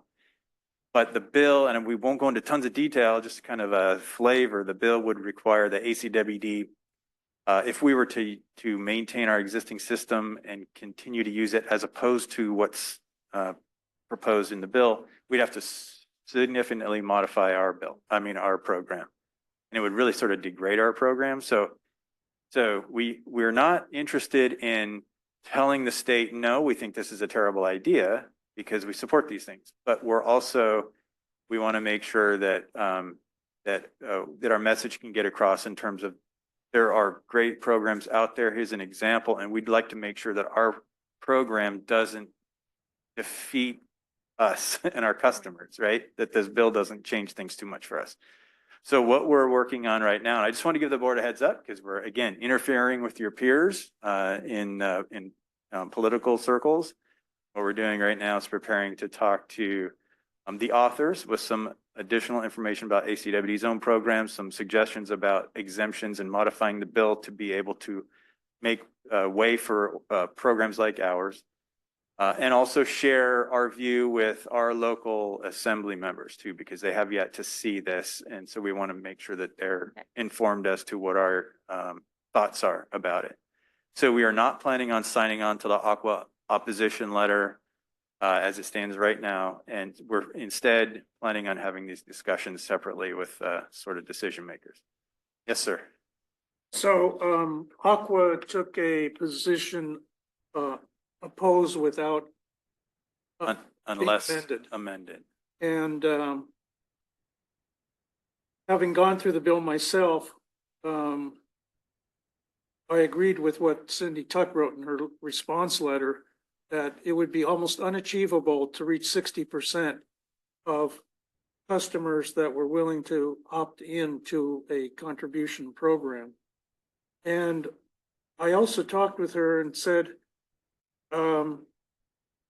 it seems to me the author of the legislation doesn't understand Prop 218 and Prop 26 that affect fees being added on without voter approval or ratepayer approval. And you might have a constitutional challenge if you actually went with her. You are going to be contributing to this program as a ratepayer in your district unless you opt out. Right. That to me would get an instant constitutional challenge. So there's some other really bad aspects of that too. She's trying to put forward a one size fits everybody bill, and it can't be that way. So I talked with the chair of our Aqua Local Government Committee and our support staff on that group up at Sacramento. He's very likely going to appoint me as subcommittee chair to come up with a policy paper like we've done in the past that would talk about optional programs for water districts to fund low-income rate assistance programs, LIRA programs. And I shared with him what we were doing. And so we're thinking that we would put together a brainstorm session over a couple of weeks and maybe issue like a 1 or 2 page, double-sided, one page that we could distribute out at the Winter Aqua. This would be a really quick turnaround, but I think that we are the example for what a lot of water districts could be doing. Yeah, and so again, I didn't have an opportunity to put it on the agenda, so I can't really want to get into too much discussion, but I just want to kind of share your approach. What you suggest sounds somewhat in alignment with that in terms of forwarding the district's program and what we're doing. So that's what we're planning to do. Okay. Lastly, for me, just a heads up that I'll be out of the office, getting out of town this weekend and the first 3 days of next week, returning on end of day Wednesday. And Laura Heides, the president of the State Water Contractors, will be acting general manager for those days next week. Thank you. Okay, that's completes, I believe. Is there congratulations for being the president to Ms. Heides? Oh, were you not here when we kind of announced that here? Yes, there's congratulations. Well, maybe the condolences too. Yeah, she's All right. she's the big cheese in the whole state of California, 27 million Californians. Congratulations. All right, with that, let's move on to director's comment and or agenda item request. Item 6.1, we will have to move it to next month, September, just the August regular board meeting. Since director has to leave early to attend the meeting, another meeting on behalf of ACWD. So let's move on to item 6.2, Director Sethy. Yeah, I'll make it quick because everybody wants to get out of here. So we had our annual joint meeting of the Alameda County Special Districts Association with the Contra Costa County Special Districts Association. Real good opportunity once a year for us to learn and share between districts what's going on. Zone 7 hosted this meeting. We had a nice tour in the morning of their facilities out by Patterson Road, and everyone enjoyed that, even although it was an extremely hot morning. People were baking out there. But we did go on had a really nice tour of facilities, back to the headquarters. Each group had their separate business meetings, and then we had the group discussion about one of the topics was this Senate bill. We reviewed all of the propositions which had been put on the ballot by the legislature, where the California Cities Organization, I forget what they're called. League of California Cities. League of California Cities came out in favor of the bonds that were put on there. Most of the utilities that are there were supportive as well. And at last week's meeting, we talked about Proposition 4, which we talked about in depth there. I had indicated that I would probably vote yes based on my reading of what was there. So I was very pleased to see this morning that PPIC, the Public Policy Institute of California, released data on various propositions and was kind of a 60-40 split. California residents are very much in favor of passing that $10 billion climate bill. So that's, I think, a good summary of what happened that day. Thank you, Director Sethy. Director Akbari? Yeah, I just have two very quick items. Firstly, as I think we all know, and Mr. Stevenson did send out a report as well, our sister agency, the Union Sanitary District, did appoint Martin Klugian to the board. Known Marty for many years, and I just wanted to extend a hearty congratulations to him. I did also invite him to join us at some ACWD meetings so he can learn about our business, and so I'm hoping that he'll have an opportunity to join us soon. And then the second item, just on tonight's meeting, every time we go through a rates process and we go through our rate hearing, we always like to share with our customers who like to come and share their opinion with us that this is a long process. There's a lot that goes into setting rates, and we try to invite them to come out and sit through some of those other meetings that kind of give a sense on why we came to the decisions that we came to. And I just wanted to commend staff again tonight that tonight's presentation was excellent. There's a lot of meaty information, but I think you synthesized it very well so that it's digestible, understandable, and we can actually make some really good decisions based on that. And so I appreciate our members of the public who are very attentive tonight. And I'm, as always, hoping that more members of the public will watch the video, see the presentations, and might be able to participate next time as well. So just wanted to say thank you to staff for that. By the way, I'm planning on attending the swearing in for the new director on the 29th, in case anybody else wants to join in. Thank you. I know his family and parents and another sibling, so I think that Tom Handley actually would have liked this appointment. That's good to know. Thank you. So I just want to piggyback on what Director Akbari said. Thank you, Mr. Brook, for spending about 3 hours, 4 hours with us, and in our dedicated customers that come and work with us to develop rates. So thank you. I know it's always a long haul, and I look forward to see you at the next workshop and board meetings. And lastly, Mr. Wendelick, you've done a wonderful job representing Director Gunther today. My appreciation. So with that, I think we're done at 7:38.